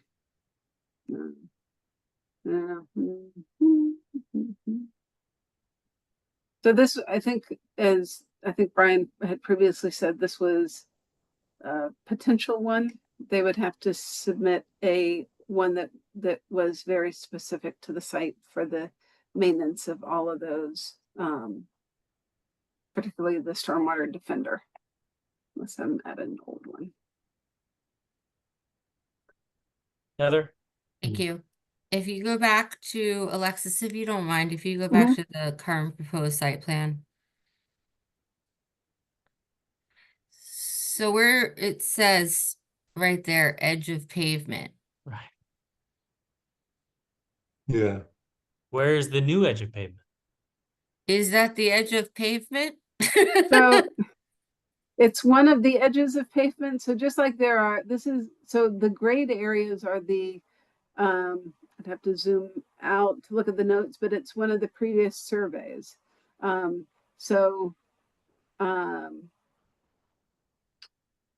So for example, I don't know if there's still I'd have to look at the aerial photo. I don't know if there's still a chain link fence, across here. Because what I'm hearing from you, Steve, or what I'm hearing about, I'm just trying to understand. Now I'm in the yard here now, but Yeah. is that edge of pavement old? And what we're saying is that there is now actual pavement over that area, or is there something else there? no, the aerial photos that she showed before, the current aerial photos are the most up-to-date ones. Well, it's all got That's a just, gravel driveway back there. that's just dirt with Right. tractors and excavators parked on it. And tires, just like, I think there were like 8 or 9 tires I counted, just lying there, which is an environmental issue. It's the metals that come out of the tires. So, but that used to be, that whole square used to be paved. Then at some point, the National Guard removed some of the asphalt, but you could tell it was still disturbed, and there's parts of asphalt that were still there. Okay. When I was on the police department, we used to park back there, so I'm very familiar what the surfaces looked like, because you didn't go off the pavement. And the reason I ask is because if that was in the original use, right? If that was in the original use of the plan in 2016, whatever, I'm not sure, 1816, like, I'm just trying to understand what jurisdiction we have, or what are we trying to get a third party to review, right? That's what I'm trying to understand, and if it's worth it. Like, if we're just talking about whether it's where the Coltech system would now be paved over, and that's the area, I just don't know if that's. Well, yeah, Yeah. I assumed, and this is maybe the root of it all. I assumed that was all going to be like actively maintained surface that gets used and traveled on and gets plowed, when it snows and all that stuff. So the way So, I'm understanding it, Steve, is that whole area is going to be repaved. It's all going to go down into that Coltech system, which to me is better than just having it dirt and gravel, which half of it is now. where Right. Pollutants are just going down into the soil, which are going to run off into the wetlands. Just sort of where So, I'm going with this. Is Now it that any? Alexis has explained how this system works, because looking at the pictures, the diagrams, I was guessing how it worked, but Right. Alexis is more familiar with it. She's even seen it put in. Yeah, So my only concern was, where are these pollutants going to go, and it seems like this would catch them all, or most of them. we're catching more of them than we would have with the previously approved plan. Yeah, Right. So, but what keeps the water? God, I mean, I've looked at 1,000 topo, plans before. So what is making the water go to that catch basin in the bottom left-hand corner, which is like literally a he couple said they're feet going to away grade it from- towards that corner. Right, so this is the so there's a divide as you come in. This is the bridge over the Silvermine Brook. Yep. There is a little bit of a divide. This area slopes to the west. Yeah. But down the center, this slopes down to the east. So there's the 198 contour, 197, and the 196 contour. Yeah. And this 196 would be graded a little bit to make it clearly go in this direction. And then And go ahead. yep.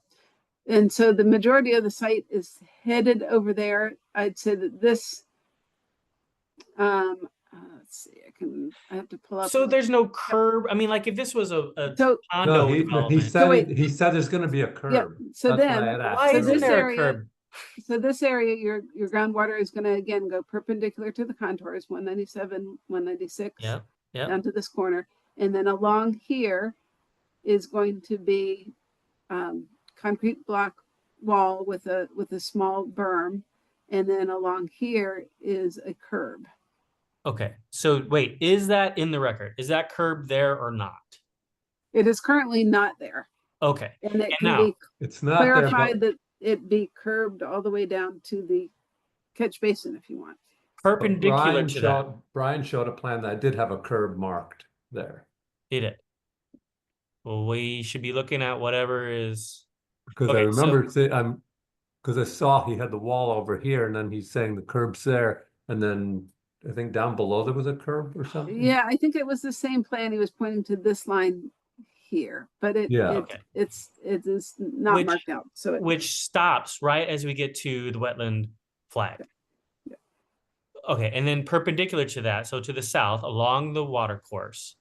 So I'm Yeah. sorry, but when you get a ton of rain and it all just doesn't go straight downhill, for crying out loud, it's gonna go plenty of different directions. I mean, yes, it'll go downhill, but it's gonna go this way a little bit, this way a little bit, this way a little bit. So so there's no curb along that water course either, correct? I see some dash line is just an erosion control fence. A silt fence. we look at we'll look at. Well, I don't know. Currently, I don't know. We can look at the.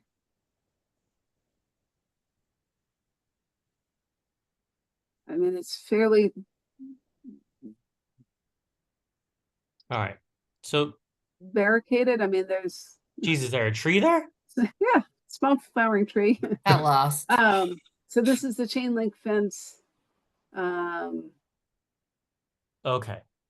And so this is that limit of this is paved, and then this is not paved. Okay. So So it used to be But it- paved at one point. I don't. It was certainly paved, and it's hard packed. But Okay. you can always if and I'm not making any recommendation to approve or not to approve, but if you were to approve, you can always approve with modifications and clarifications and require that Curb. there be a curb or some other physical barrier that Right. keeps all stormwater and all yard runoff on the yard. That is certainly within your purview. My other Okay. question, just sorry, really quickly, just this is a modification to an already approved, to something that's already approved. So the alternative, as I see it, is like they could keep the original above ground and move forward with that, which I don't think is advantageous to any of this. Yeah. Okay. So go ahead, Heather. Sorry. Nope, that's it. I just want to point that out. I'm not trying to be, yeah.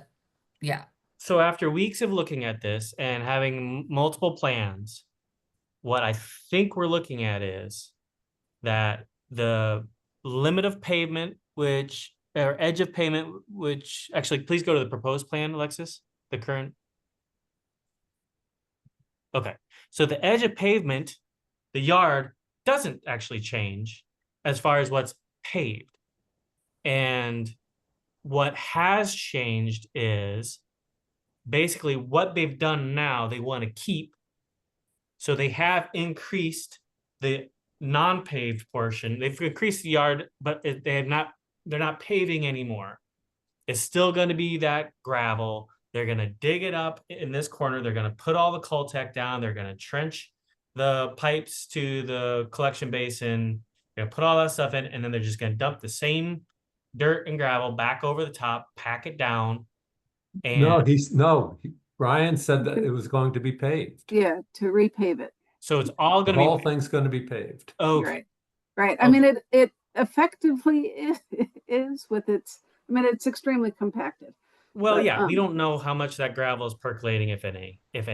But we want it to be it. So if you were to approve this situation with the catch basin and the throw separator and the retention, you would want any impervious areas, albeit they're barely impervious, Right. to be paved so that there's no untreated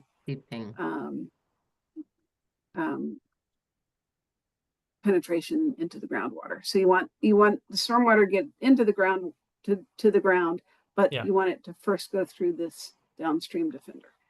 Now let me ask you if this makes sense. So let's say, first of all, no brainer, we've got a nice big fat curb around this thing. God damn it, I wish I'm blaming myself here. I wish that would have been more clearer to me sooner. Because if it was obvious that there was a clear demarcation and clear clear control of where the water is going and how, that it would be a lot more palatable to pave over what was previously meant to be not paved. So for example, that triangular shape, bottom left-hand corner, whatever shape you want to call it. Let's say, for example, if they dug up the gravel that they put down there now and returned that to a natural surface, because it is very, very close to the wetland flags there. That to me makes me feel better, although I don't have any professional telling me that would be better. It's just a feeling at this point, which is totally going to get thrown out by a judge as soon as they appeal this. But the way where the Coltechs are and having that all paved, there's a decent buffer between that and the wetland. If the water was controlled, that doesn't necessarily rub me the wrong way. God damn it. Now, furthermore, though, Steve, it's that I think part of this is that back in 2018, so other measures should have been improved. But we didn't. I don't think that can have any bearing here. No, it shouldn't. And that's what I'm saying. We approved. As much as I would want it to, it can't. Exactly. And that's where I'm going. That's where I'm going. It was already approved to do XYZ regardless, pave, no pave, whatever. That was already, we can't go retroactive. They're asking for this one-to-one replacement, essentially. But I guess the difference, though, is that corner where it says edge of pavement and then from there down to the east property line was growing back. And that was sort of, in the pictures, it showed that it was natural-ish, and Alexis is making a funny face. So maybe it wasn't growing back. Maybe it wasn't growing back. That tree's not in that area. If there's photographs, aerial photographs, where it's like they're right up to that. I think there's like a grassy berm or something along that stream. Or at least there's grass going down to it with boulders and rocks. Yeah, like see that cherry tree, that's not in the working yard. That's like right on the edge of the yard. Okay. It's not growing back, Steve. That's pipe and conduit and tractors. Okay. That's fine. I Yeah. understand. Okay. It's not growing back. So, but before Penna piled all that stuff back there, back when it was still It owned. used to be a basketball court. Okay. That's All what right. it looked like. Fine. It was So a big what parking lot. So my third party expert, Paul, is telling me that the function of that area was minimal with regard to contributing to an upland, you know, whatever for the water course and for the wetland. Okay.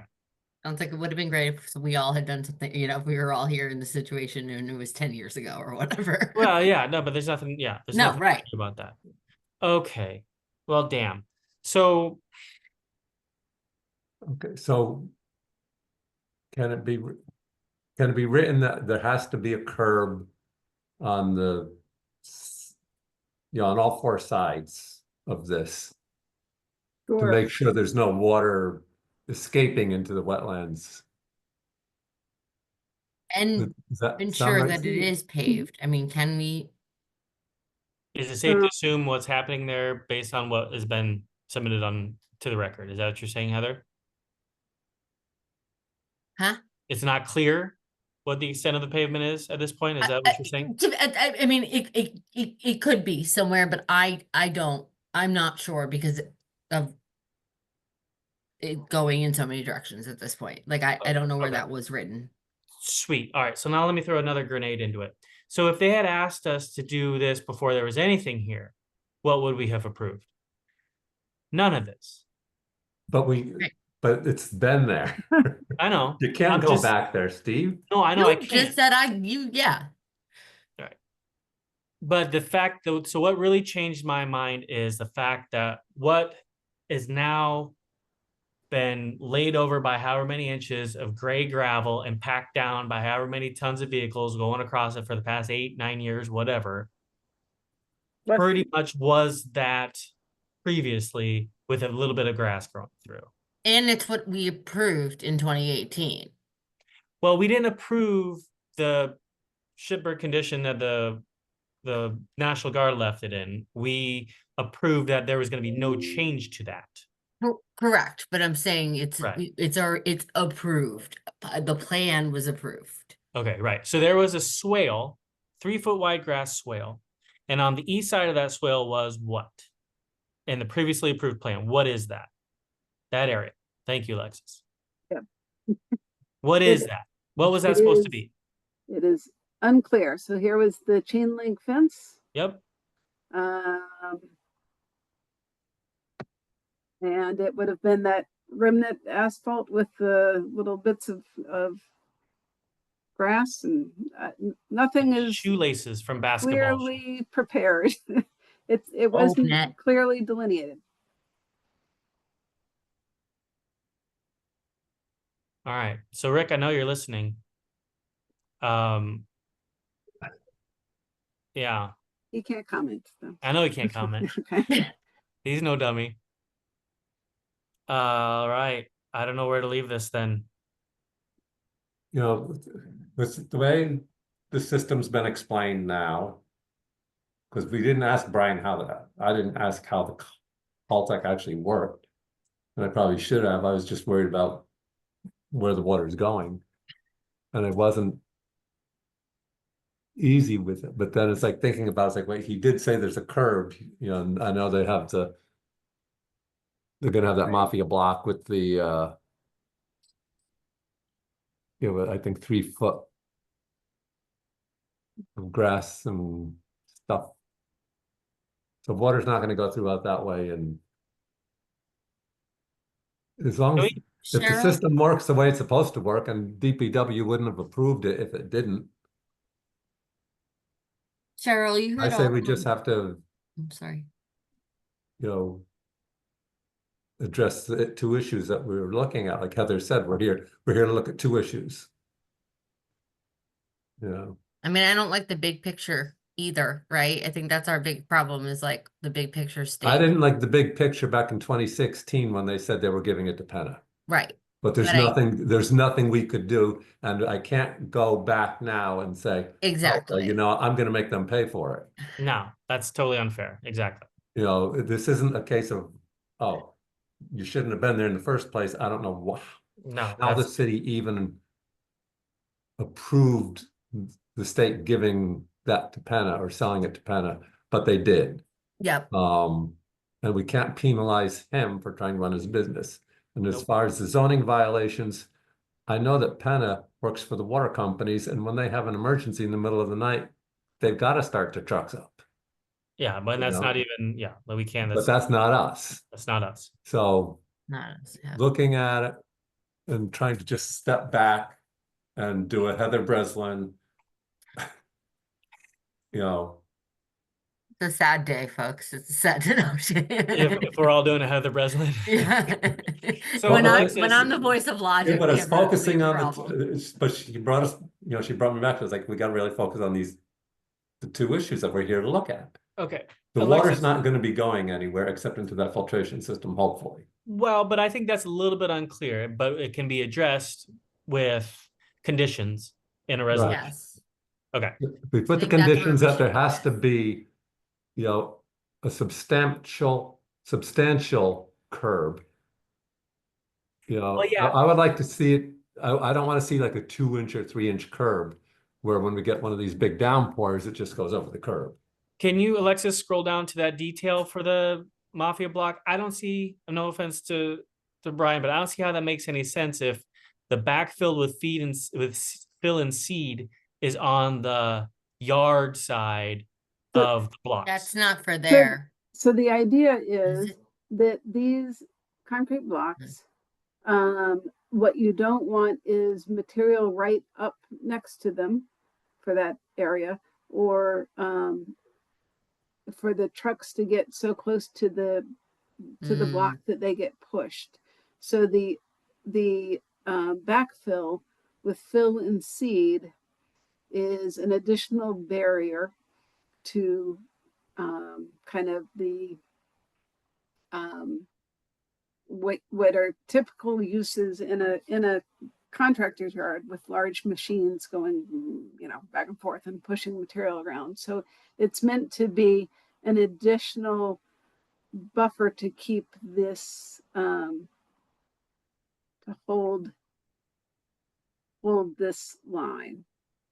But that Okay. is for the whole thing. I thought that was only for the back corner or the. No, it is. That's what he said. It's just for those two sides. For that whole Well- side.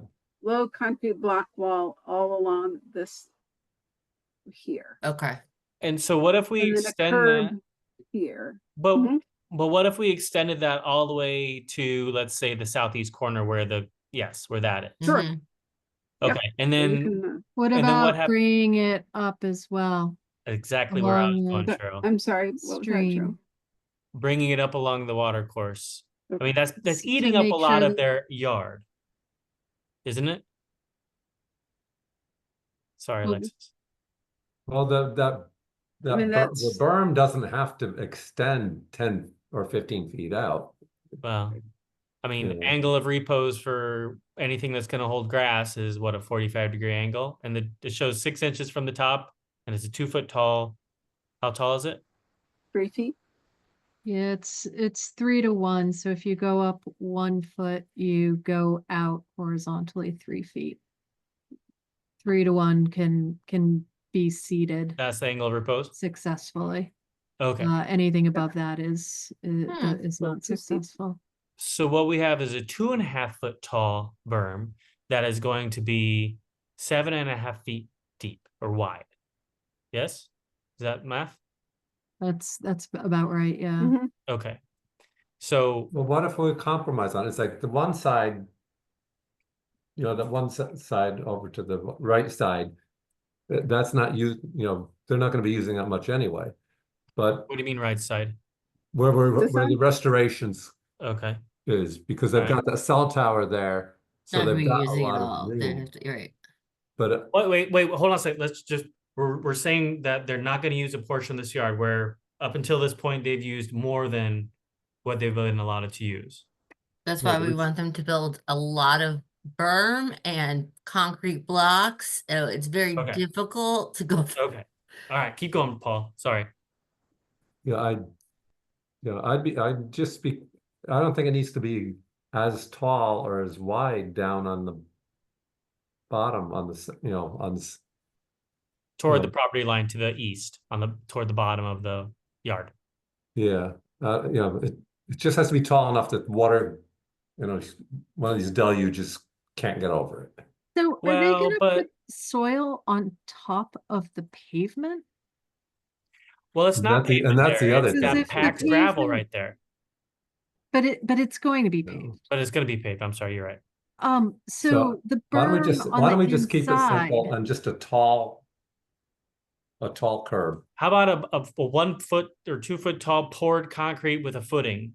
I know which is more expensive, but Or are That'd we be, talking- well, is that that'd be too fine, much? because then we're not penalizing them and taking away their work area, right. but we're getting the water to stay in. They obviously need more space than they've got. But it's a And- matter of, putting in some blocks and some dirt and some grass seed is probably a hell of a lot cheaper than digging a footing. Yeah, and but that's pouring. gonna be on top of pavement, it's not gonna work. Can it Well, be it's a not swale? pavement now. It's going to be Yeah, pavement. but I guess They they do would the have wall to first. pave up to the edge of the berm instead of right. all the way up to the concrete block Right. and then put the soil on top, because otherwise it's just gonna be a muddy mess. Yeah. You And it's just can gonna grow clog up grass the over. Coltech and the strainer and whatnot. I say you do you can do a taller concrete curb or, even in pavement, I've seen them make taller curbs up to like 9 inches. Lexus, help us. I will come up with something. I think that there's twofold. There's one, the corralling of stormwater runoff, and then the second function is a barrier that doesn't move during the operation of the yard. So something, I think that was Mr. Carey's intent with the block and the berm, is to make it a less mobile boundary. So I will come up with some sort of language that requires some appropriate combination of curb and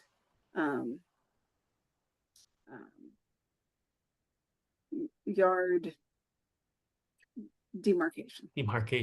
And now are we applying that to the south property line along the water course? If you like. Something. Or think do we we just leave should- the fence there, leave it alone? The fence could get knocked down, concrete blocks, if they hit that, I think that's more of a barrier. Okay. I think some sort of solution there. I don't think a berm would be, because I think then we are eating into I don't think they'll do it. I do think something there to channel the water and keep it out of would be advantageous. Okay. So either you've got existing guide rails and fences, and so when it's paved, in addition of Exactly. a curb. Yep. Yeah. Of some sort. I don't think it has to be the same as the others. I mean, it should be, but it doesn't have to be. It's just not going to probably work that way. So. Right. Okay. And what little water skirts off that direction is nothing compared to what happens down to the east there. Okay. And I just want to make sure, Cheryl, I was Go trying ahead. to ask this before, but you had agreed with you've been relatively quiet after I just wanted to, the third party conversation, I don't know where we are with that, but I just wanted to see what your thoughts were. Yeah, I still feel like we're missing a lot of information. We have no idea what the past 6 years of no stormwater system has, done to the stream course, to the wetlands. Considering that all of the water is on this plan draining down, which I am so confused right now whether that's north south, because the north arrow is above the site location plan, and there's no north arrow on the bigger plan. So, but you know, and it seems like there's some outstanding information that could have been really, you know, I think that a third party could have weighed in on, you know, the impacts But without Cheryl? being paid by, you know, the applicant. But Cheryl, yeah, I don't think we can, yeah, I understand like, well, where's all this pollution and, you know, the oil and the antifreeze and everything, where's it been going for the last 6 or 7 or 8, 9 years? But we, you know, we're not the EPA and we can't, you know, we don't know where it went. Our concern is where's it going to go in the future? And I think we have to focus more on Yeah, that. I agree to an extent, but when they extended the yard over where they're replanting, Yeah, they're taking care of that. If we had had a third party weigh in, we could have addressed other things if there were issues. And we don't have that information despite asking for a third party review. Like obviously where they took down trees, that's an easy thing for us to see, but you know, the other impacts that they've had are, you know, they're invisible, you know, to us. well, I know, but I don't think it comes within our jurisdiction to, you know, like, let's say that a third party review said, oh, well, all the oil and antifreeze went into the ground, but that's not paved there. I don't think we have the power or the right to tell them, oh, you've got to take all that soil out and remediate it. I mean, if it had been like a lot of sand or any kind of material, like when somebody puts in wood Bill. chips, Yeah. for example, like Yeah. we ask them to remove it. If a third party had weighed in and said, hey, there's a whole bunch of sediment in this area, we could have had that taken care of. That's how I see it. Yeah, I don't know if third party would have been able to tell us where the sediment is and what actually, or where it came from and would But have we don't naturally know occurred. because or they not. didn't get it for us. So, Ed, do you have anything to say, Ed? There you go. Yeah, this is really complicated because, you know, we can't ask for a third-party review now. Since we already closed to hearing. You got Ed, you're pretty quiet for me. I don't know about it for everybody else. Yeah. Oh, okay, let me get a little bit closer here. Please. That's helping. Yeah, it's a little bit complicated since, you know, we can't ask for a third-party review now since we closed everything. Yeah. Yeah.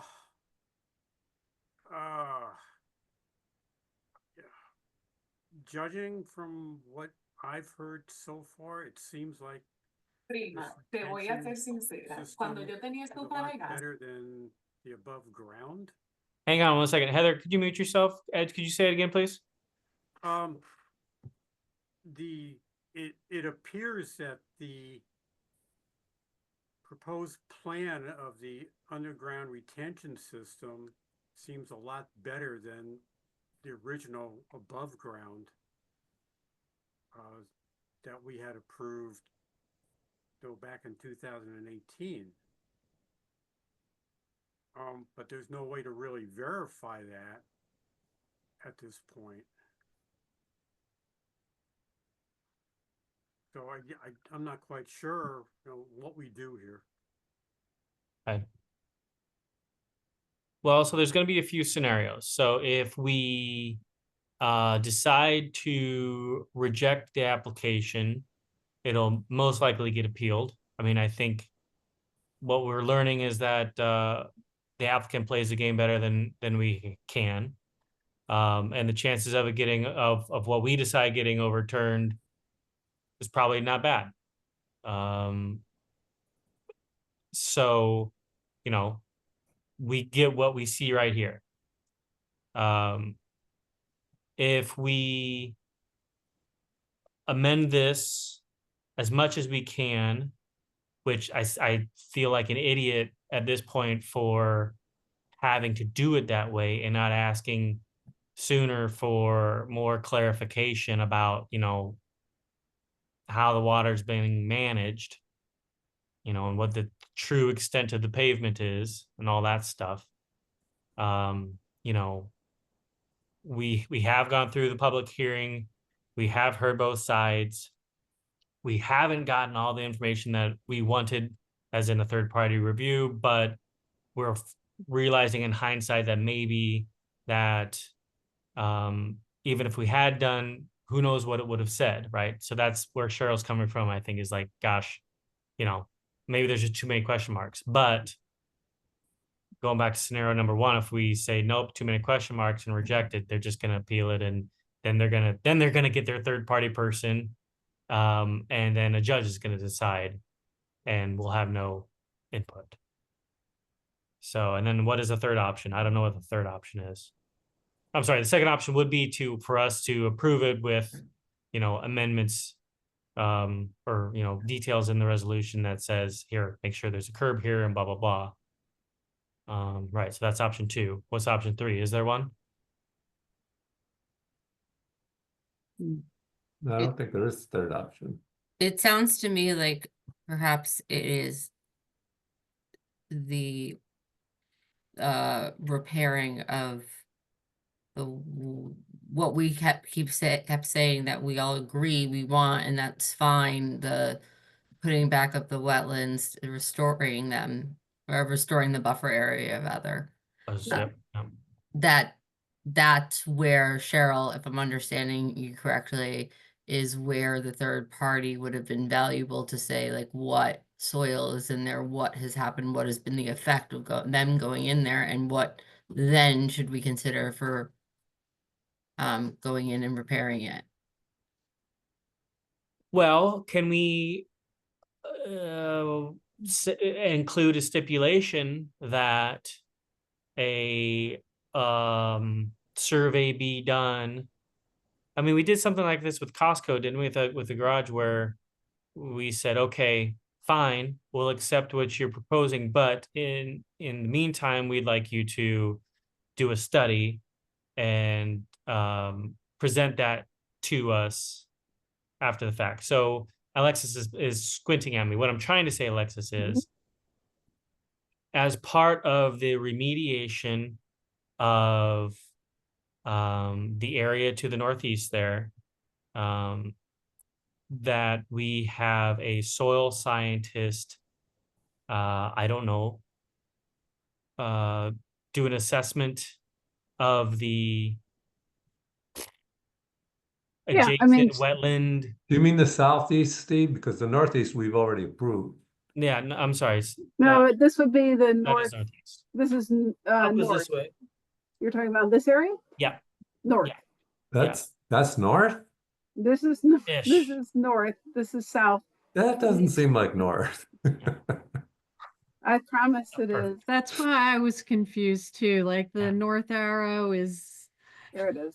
Well, if that's north, But- I would just call that the east east corner. It's But still is northeast that in my book. north on the location map, or is that okay. north on the plan? This So is on the- yeah, plan the north versus real plan. north. So Alexis, do Yep. we have something there that we can use to assuage any concerns about what's being proposed here actually addressing any potential impacts that have occurred over the past several years of noncompliance? Impacts to The wetland. the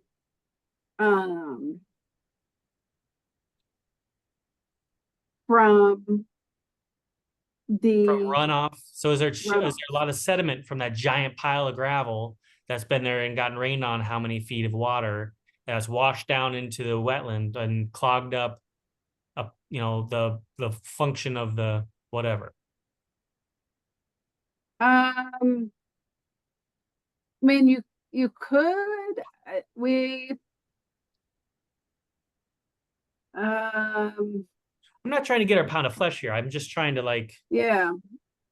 address what has been bothering us, which is, you know, Well, when they Not just- restore that area, don't they have to not just plant the trees, they have to take everything out that wasn't there? well, but Right. So, what's been happening as far as runoff goes? I mean, is it limited to Well, yeah, just but what you- Brian drew on the plan? well, you can't reach back mean- and get the runoff that went past, went through. Yeah, already. I don't There's think, I Sediment, mean,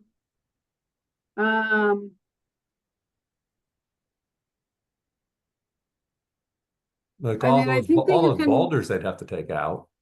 I mean, so this is the backside of that area. So this is a concrete block wall here. So the bigger pile is here, and then this is some of the material, for example, that kind of has gone over. So it can be written in such a way that requires that all foreign material, fill or fine sediment is removed.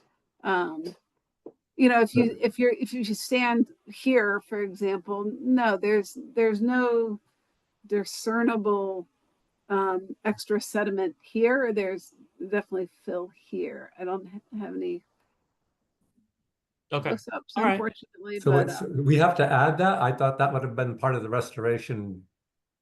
yeah, I mean, period. I can add it as just a clarification that when we say restore Sure. the impacted area, it means, to really remove everything. As long as removing it is not more hurtful than leaving it, Right. obviously. It doesn't look like you want to leave it there. Right. I wouldn't want to leave that there. Right. Okay. All right.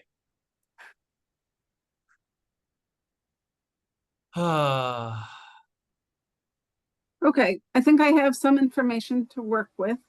So I will, prior to your next meeting on the 13th of May, I will provide you with a staff memo that includes a draft resolution or two that, and then you have 35 days to 65 days. I'll confirm the I think the it's number of 35, days. I'm 35 starting days tired. from tonight, right? To render a decision. So you don't have to make a decision at the next meeting. You can review the draft resolution. You can continue to have discussion, as I suspect you will. You can make a decision at the next meeting, or you can discuss and then, decide. I'm putting Steve on mute next meeting. Yeah, can we stretch this out as long as humanly possible? That would be great. Yeah. All right. You're pulling a Cory Booker over here. Just Yeah. kidding. Right.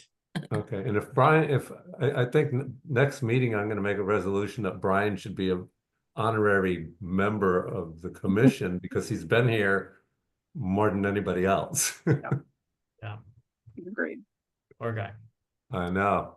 Okay. So I will, let's see, we don't really have to do anything. We can just decide that I think we're good there for tonight. Alexis has what she wants or what she needs, or probably more than she wants or needs, but has something to work with. Yep. And then we'll talk about it next time, discussion and or decision. Okay. Okay. Okay. Well, that's it then. You can, I guess that's, we need a motion to adjourn the meeting. I'll motion to adjourn the meeting. Ooh, I'll second it. thank you. Steve, this is way past your bedtime. I know it is. I was supposed to do work after this. Okay, all in favor? Aye. Aye. All right. Good night, everybody. Good Good night. night.